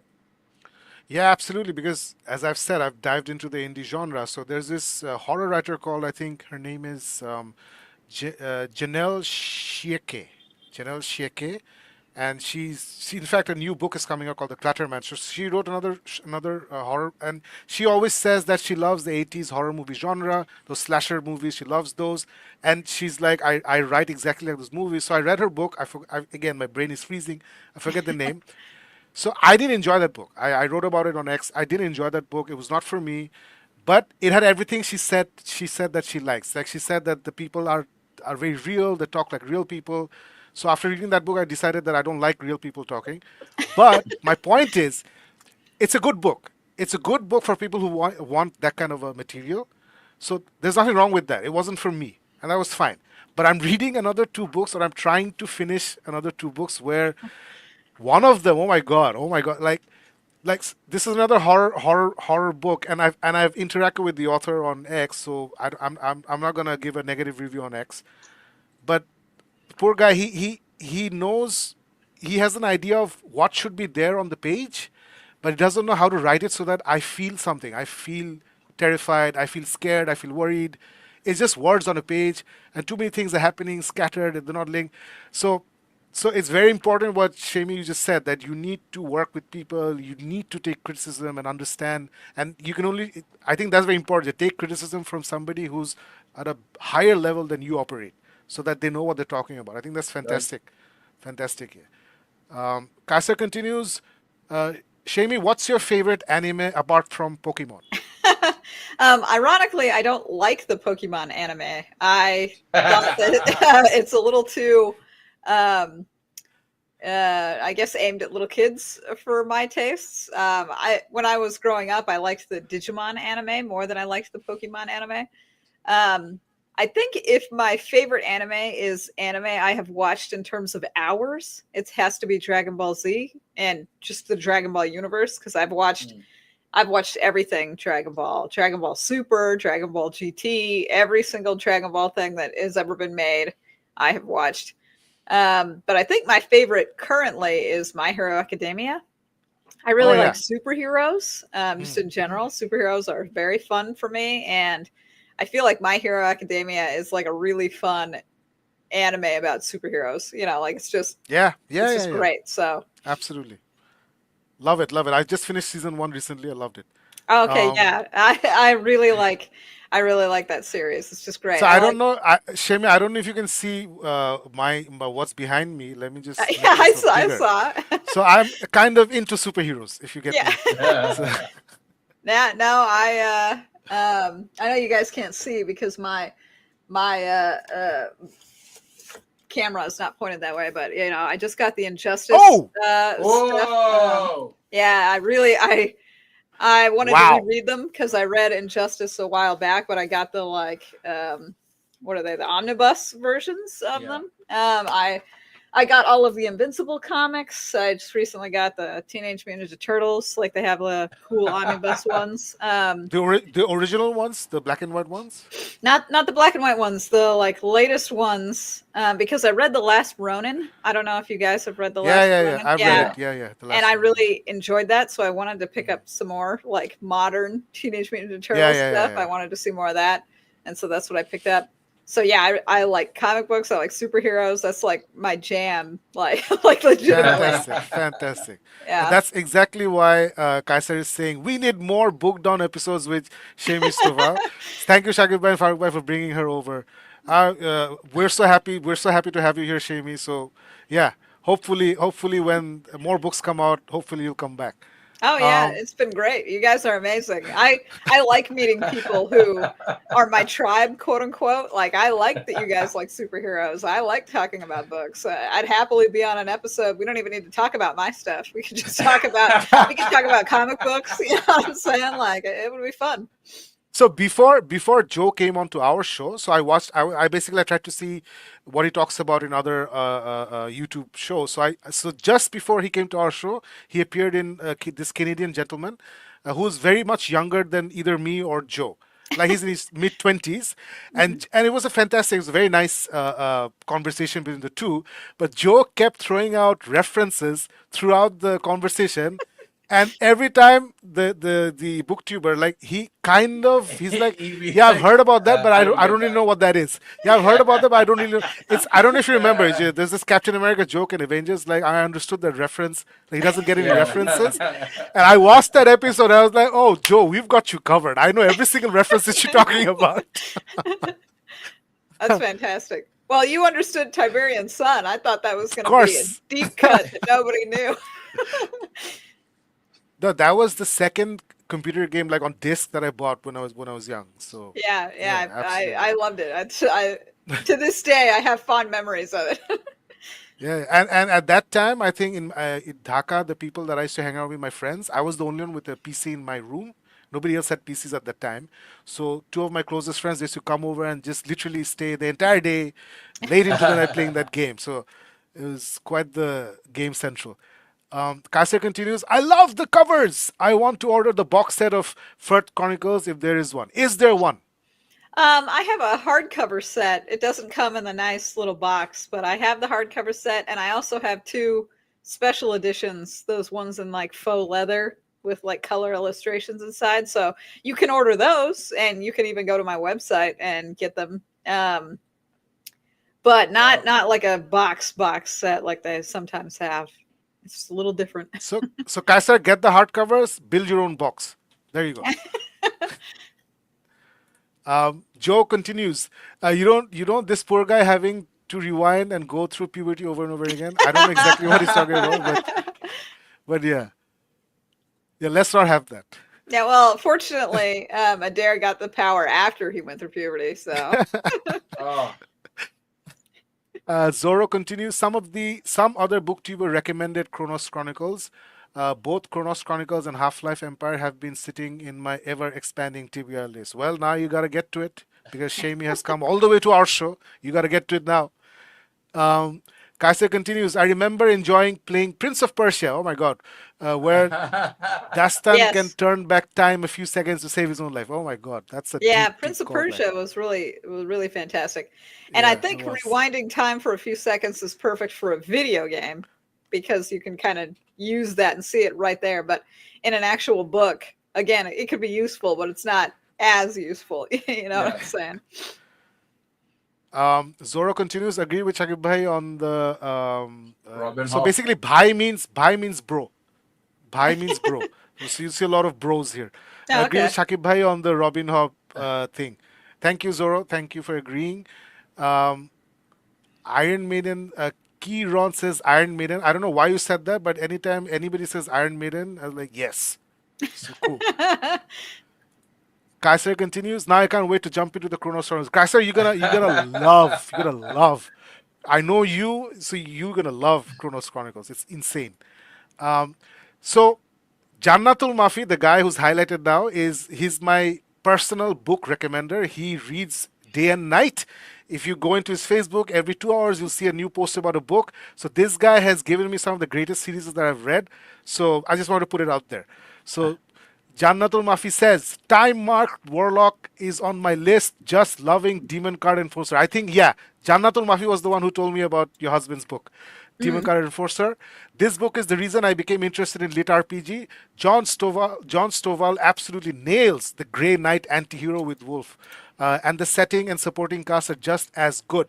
The card system is super interesting too. On the surface, the mechanics are simple to understand, but John Stovall's creativity really shines in the subtle combinations his characters create by stacking various card effects. Nice, nice, nice. Yeah, Demon Card Enforcer is a fantastic book. I don't know if you guys have played Magic the Gathering or no Nah, I about was Magic. never No. interested in card games, no. Oh, okay. Well, so But I know about it. I know about it. yeah, John really likes card games and Magic and deck building, and he wrote this Demon Card Enforcer, and it's like a gritty noir style, like urban fantasy, where the main Okay. character worked for like a mafia style family, and now wants to get out. And the entire world has these magical cards, so people could have decks of cards and bust out cards and play and kind of use them like magic and spells and whatnot. Okay. It's really great. I mean, I'm biased because I'm in love with the author, but I think that it's probably one of his best works. So if you guys give it a shot, I think you won't be disappointed. Is what I'm trying to say. I already bought it, so I have given it a shot because I really take Jannatul Mafi's recommendations very seriously. I love the cover. My only question to you is does it go heavy on the card and progression things, or just light? I would say that it's really integral to the plot, and so while it's heavy, it's not like bogging it down with like an info Okay. dump. It's like integrated into the story, Okay, right? it's So organic. whoever Okay. has like a deck of cards is like a deck bearer, almost like a mage or a wizard in this world. And the main character, this isn't a spoiler because it happens in like the first chapter. Main character is kind of an older guy who has gone his whole life and he's never gotten any of these cards. And then in the first chapter, he gets a deck of cards. So now it's like fun and exciting. You know what I'm saying? So while he learns how to use the cards, us, the reader, get to learn along with him. And he does it in such a way that I feel like it's not a crazy info dump. It's not bogging you down. We're just having fun with cards. You know what I'm saying? So Cool. So one of our regular views is here, Zarex1990. Hello, everyone. Hello to you as well, Zarex. Zorro continues. Red Mushroom Blues, Hoffman Report series, indie detective fantasy I read recently. Okay. So Mushroom Blues is something that I didn't enjoy at all, but I hope you enjoyed, Zorro. I hope you enjoyed. I didn't like it at all. I didn't think it was well written. Anyway, let's move on. Kasar Kabir continues. Currently reading the Sinbad series, book 2 by Kevin Misal. Misal. Knowing about Kevin Misal, knowing about your taste, I have a good feeling you will enjoy this series. A very interesting, fun, and quirky take on this hero. Farooq, have you read this? No, I have not, but I'm going to note this down because if Kaiser Kabir is recommending it, that means he knows what we're going to do to him if he makes us read a bad book. So I think it's going to be well worth a try. Have you tried it? Have you read it? No, I mean, I have not. Um, Shamia, have you heard about this? I don't know. mm-mm. Haven't. Kaisa, please inbox me the name of the book, please, and the writer's name. Imran Mahmood is here. It's a dreamlike experience when the creator is talking about the creations. Thanks, Shamia. Yeah, it is. It really is. Thank you so much. It really is. Zorro continues. I'm reading the Singing Hill Cycles by, I don't know how to pronounce this, that's NGHI Vo. Recently, small books, less than 100 pages, but the story feels longer than it should fit in 80 It's about a pages. story. It's about a story collecting clerical. Oh, acha. Sounds very interesting. Okay. All right. He responded to something you said by saying, definitely, Shami, maybe I will start with Half-Life Empire series. Yeah, sure. Do that.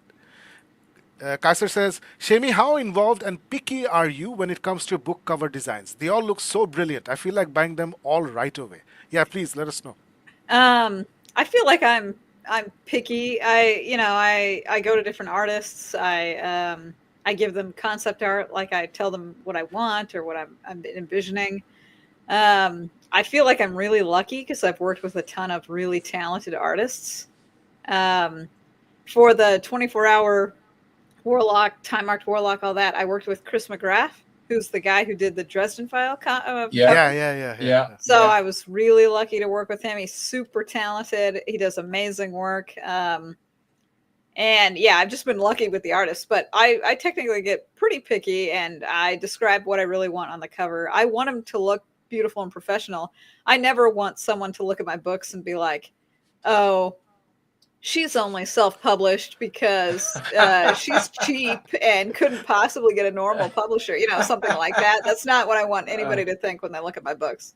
I just want them to look at it and think, that looks like a book, that looks like she cared or somebody cared, that it's professional, and I'm going to give it a shot. And that's what I'm going for. Great. Zoro says, "Is the Ethereal Squadron Flintlock fantasy?" It's set in World War One, so we're done with flintlocks. Like, we're just on to full on machine guns and trench warfare. And what I really liked about the Ethereal Squadron is something that scares me legitimately is deadly gas. When Mm. I read about World War One, like history, back when I was getting my history degree, I thought the gas that they used to kill people in the trenches was horrifying. Like, that legitimately scared me, and I was like, wow.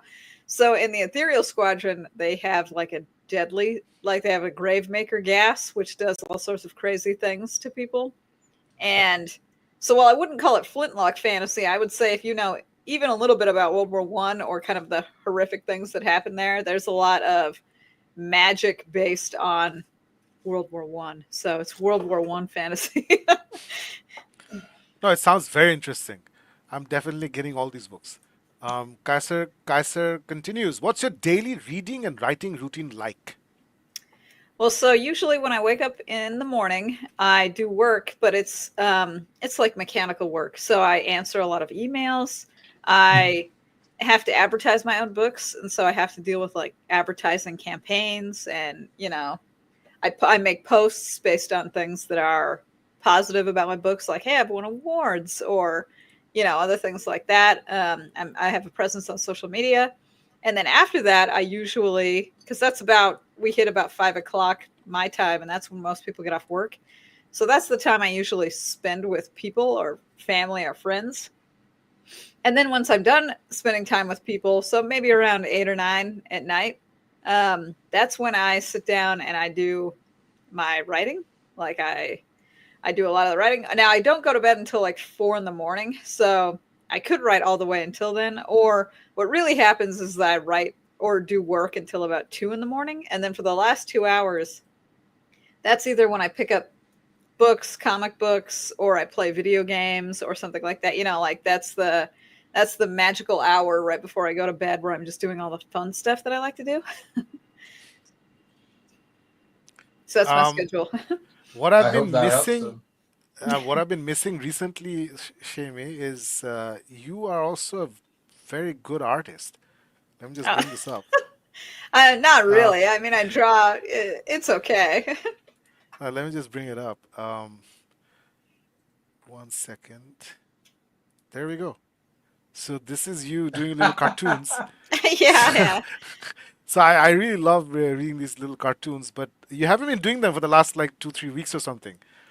Yeah, they take up time. Obviously, I have to draw them and write them and all that other kind of stuff. And I've been very busy. All I right. just recently announced this to my people on my newsletter and other stuff. But I recently found out that I was pregnant, so I'm gonna Oh, have a Oh, baby. Yeah, so me and my husband have congratulations. been. congratulations. Thank you so much. But we've been preparing for that. So not only do I have to do all this author stuff, but I've also got to prepare myself for a wee little baby. So I've just been really busy. This is just one of those things where I wish I had more time. I wish I could Yeah. rewind time. I wish I could do all that kind of stuff because I have lots of passions. I have lots of things I'd love to do, but time is a real limiting factor. Um, Jonathan Murphy continues. I'm reading Slip Runner by J.N. Chaney. Man, J.N. Chaney is one prolific writer. Yeah, he is. I think he's the one person, Shamey, who has more series than you. He has teamed up with so many other writers to bring more science fiction to my book library than any other author. Now he's teamed up with M.R. Lerma, whom I've never read. But if this team are as good as the first book in the Slip Runner series, I'm going to enjoy reading everything they write. Josh, Josh, Josh. Very nice. Um, Acha, Animania, there's a question. You've already answered that. Zorro continues. I love the Empire of the Vampire covers. Also covers like Grave Empire. Yeah, that also looks very nice. Yeah, yeah. That also looks very nice. I have read enough boring Janjia stories. I don't anymore, which is why I'm afraid of diving into Cradle series. Well, Cradle's Um, not Gotcha. boring. Cradle is very yeah, entertaining. I would, Cradle's fantastic. Yeah, please yeah. go ahead. Oh, I was going to recommend it. I would say it's not boring at all. So you should go ahead and get into that, Zoro. No, absolutely. I just have a problem with the decisions the author took about how to end the book. But it's not a bad ending. It's not like Robin Hobb's ending. It's not like that. It's well developed. I just didn't like it for reasons. The entire series is fantastic. It's a fantastic series. Um, Rorona Zoro continues. Lit RPGs are great if done properly. Love the genre. Exactly. Everything is great when done properly. That's the magic. Um, Kasa continues. As a writer, do you prefer first person writing or third person writing and why? Very interesting question. That's a good question. I Because think I, Time Warp Murloc is on third person and your yes, Arcanist books are on first person. So, yes. yes. I think I prefer first person. Um, I like first person because you do get a lot of the voice of the main character. You know, Right. it is them describing the entire thing. It feels a little bit more like it's just nonstop dialogue because the first person, you know, the individual is just telling you how it is. This is just what's going on. It's also fun if you want to do an unreliable narrator because it's all of them telling you the story, right? Mm. So they can sometimes fudge some details or misremember or something like that. It's harder to do that in third person. I think the third person is totally fine. You know, both of these are totally fine ways of writing books, and I don't begrudge either way. I think I just personally really like the voice of first person. So, but it's a very slight preference. It's like 55-45 type of thing. Got it. Kasa continues. How do you keep track and record of ideas logistically that pop up randomly in your head for your writing? That's true. You have like 50 series. How do you keep track?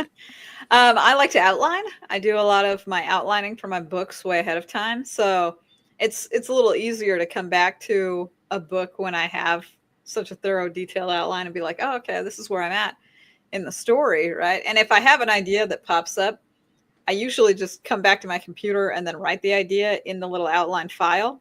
Like I'm like, oh, okay. Sometimes I think of really fun sentences. I know that might sound silly, but like a fun turn of phrase to describe something, and I'll think, oh, I need to write that down. I need to hurry and email myself or write that down in the outline before I forget it, because it'll happen. If I don't write it down, you know, like a couple hours later, I'll be like, ah, dang, what was that thing that I thought that was so great? Makes So sense. yeah. Makes sense. Kasa continues. Is it more tempting to write sequels or start a new series with new idea? Another great question. Well, I want to finish all my series, right? So I have to keep writing sequels. But I do have lots of new ideas. Like I do have lots of ideas that I just want to get out in the world. And so it's difficult. I think I'm always tempted to write a new book, but I have to rein myself in and be like, Shami, you gotta finish this other series first. What are you doing with your life? You know what I'm saying? So Nice. Kasa continues. How do you ensure your world systems isn't too similar to others' works out there? Meaning, how do you ensure a certain level of uniqueness in your work given there are so many stuff already out there? That's another interesting question.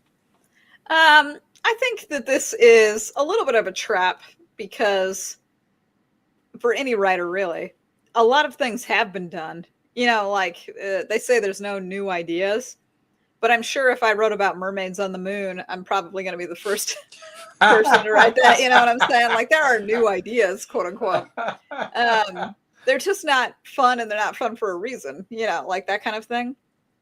I like making up new and weird systems for magic and worlds and whatnot. But really, what I do is that I take my favorite parts of a whole bunch of other things and then put them together into what I consider like my perfect version of whatever this would be. So I like Pokemon a whole bunch, but I liked in Digimon that the Digimon could talk. I don't know if you guys have seen those animes or seen those things. Okay, I hate, like legitimately, hate that in Pokemon, the Pokemon just say their names. Okay, that drives me up a wall. I can't even describe to you how much I do not like that at all. So when I was doing my Nightmare Arcanist, I They say it's talk. inspired from Pokemon, but all of these creatures, they can talk. They have their own names. Like they're not just whatever their creature is. They have And they have personalities. personalities. They bond with the main person, and they become an Arcanist, and we get magic, and there's like a transfer of power. Basically, like the creature can now age by bonding with a human, and the human now gets access to magic. So it's like a symbiosis like relationship. In Digimon, there's nothing like that, really. Like the Digimon are just the creatures that fight for you, and you're the little kid who watches them fight. Same with in Pokemon. I didn't like that as much. I wanted the people to be involved more than just kind of watching all their creatures fight in the distance. You know what I'm saying? So this is really one of those moments where I was like, okay, I like magical creatures. I like Pokemon things. I really want them to talk. I hate Pokemon that don't talk. That's just... I want the people to be involved somehow. Like, so I just pick all my favorite things and then I squish them all together. And then now it's my own, right? I've made it unique because this is what Shami wanted to see. You know what I'm saying? Like, that's how I make those decisions. Now, I don't know. I'm suddenly, after you mentioned it, I really want you to work on Mermaids on the Moon. It's just, I've never thought about it. Now I'm visualizing it. Yeah, Okay. that's a new concept. No one's ever done that before. So thank you so much, Shami, for explaining the process. Kaisar, so Shami did a fantastic job of explaining it to you. Let me give you the one sentence reason as to how trick to how Shami makes sure she's unique. You need to be talented. That's basically it. If you're talented, you'll be unique. You don't have to worry about these things. If you're not talented, you'll worry about 50 things and you still won't do well. So that's the simple answer, basically. Zoro bolche, acha, this is a joke. Shakib bhai saying, please finish Dresden. And Jim Butcher saying, never. Acha, okay. Mafi is saying, my top 3 favorite games: Gears of War, Mass Effect, Alan Wake. Farooq, I've bought Mass Effect 2 years ago. I still haven't played it. You haven't finished I it. will play it. I haven't played it. Not even finished. I haven't played it. I will play it. Gears will of play War it. was fun. I did like Gears of War. The best thing about Gears of War was that trailer. Oh my god, with that song, slowed down song, it was so good. Zoro says, agree that the first chapter should grip the reader, and so for the start of The Way of Kings has, and so far the start of The Way of Kings has the best start. Yeah, Zed's son Valano, truthless of Shinovar, wore white the day he was still a king. Oh, acha, huh. Very nice way to start the series. By the way, I love Brandon Sanderson. I have a lot of problems with the last book, the Truth, the Wind and Truth, but I love it. I love his writing. He's an amazing writer. Jisan Ahmed says, just check Shami's bibliography on Goodreads. It blew me away. Yeah, the same thing happened to me. I was like, let me see what else is written. Oh my God, there are 52 series. Wow. Zoro says, Injustice, love, absolutely. Lots of love for Injustice.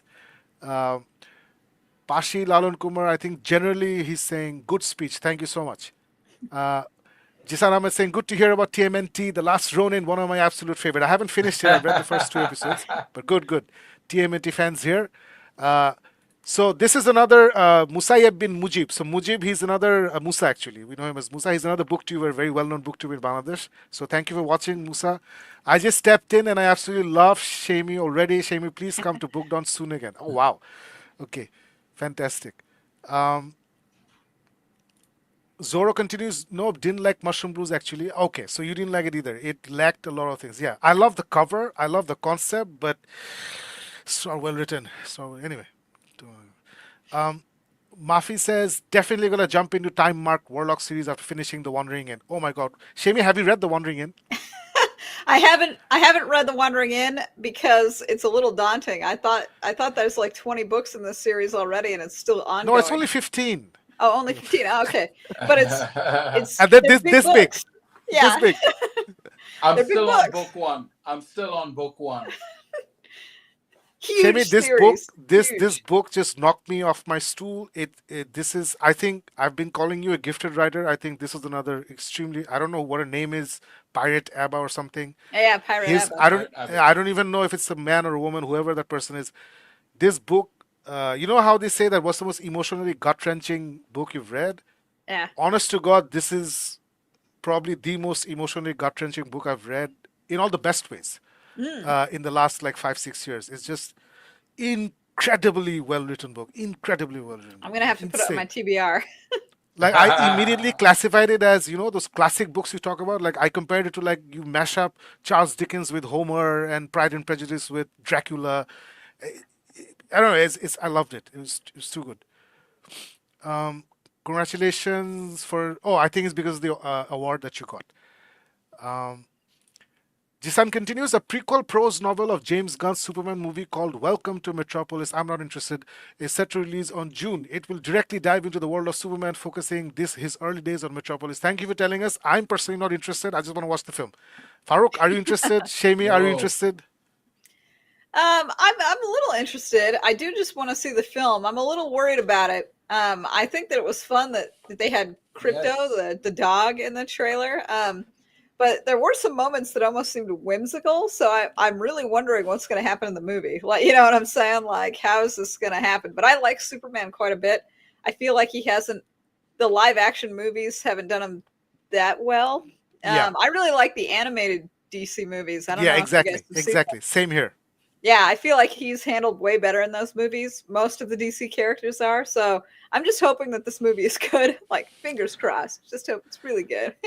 No, I personally, Farouk, me, we're big Zack Snyder fans. We love the trilogy that he did with DC and his 4 hour version of Justice League. We love it. We love it. But I also love James Gunn, and I trust in James Gunn because of what he's done for Marvel, what he's done with Peacemaker, and James Gunn, I think, is just 1 year older than me. And every time he makes an announcement or he says something, I can catch the reference because we grew up reading the same comics, you know? Mm-mm. So I just trust this guy, and you know, he's the guy who's thinking about, he's not thinking about the traditional Justice League.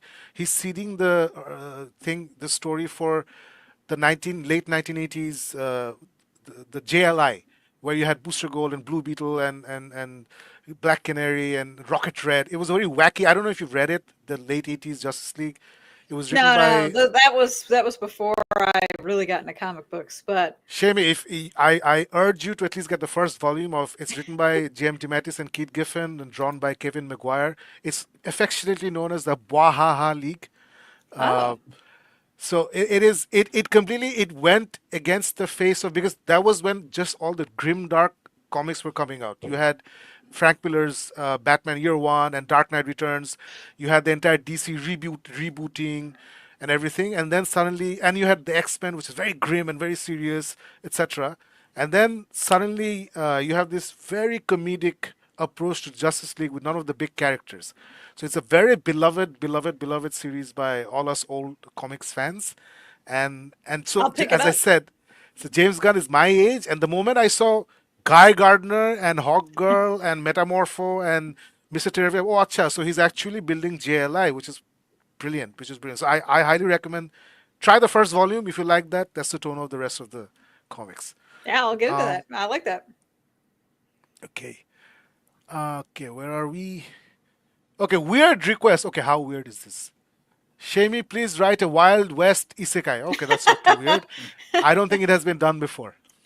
I don't think people really like the Wild West as a setting anymore. I think the Wild West was really popular decades ago. I guess I don't see a whole lot of cowboys or, cowboy fiction really anymore. You know what I'm saying? Like, I guess it could be entertaining.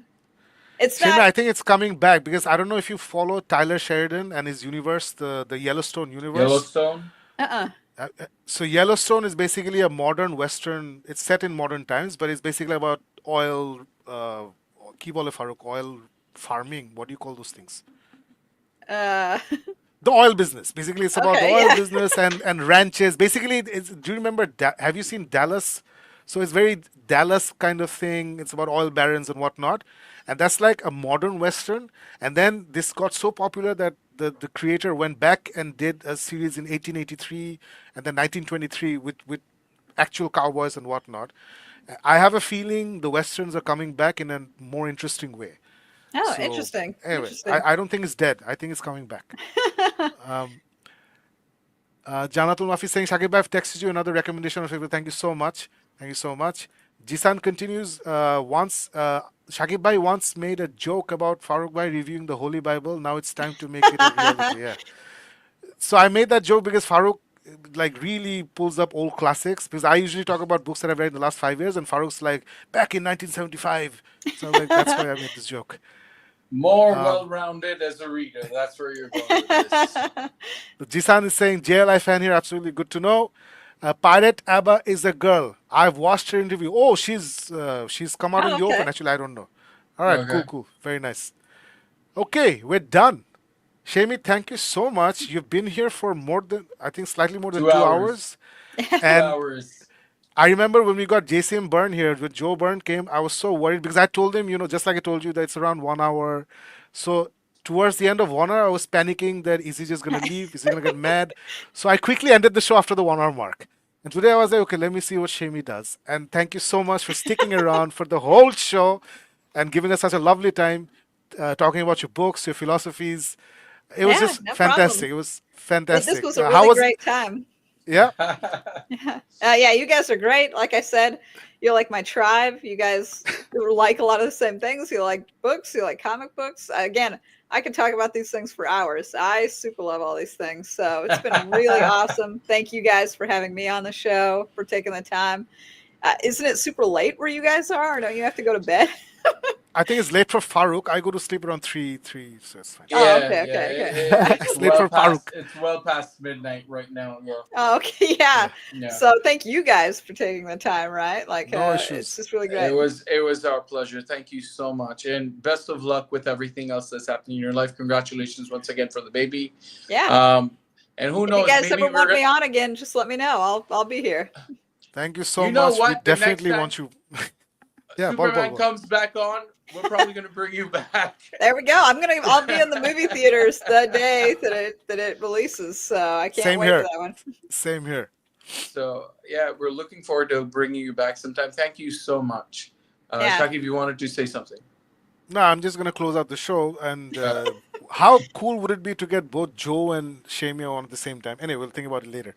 Um, guys, thank you so much for joining us live. That really means something. Shamie gave us our time. You gave us your time. So we really value that. Those of you going to watch it later, please leave a like. And as I've said, thank you for subscribing and liking our page and subscribing the channel.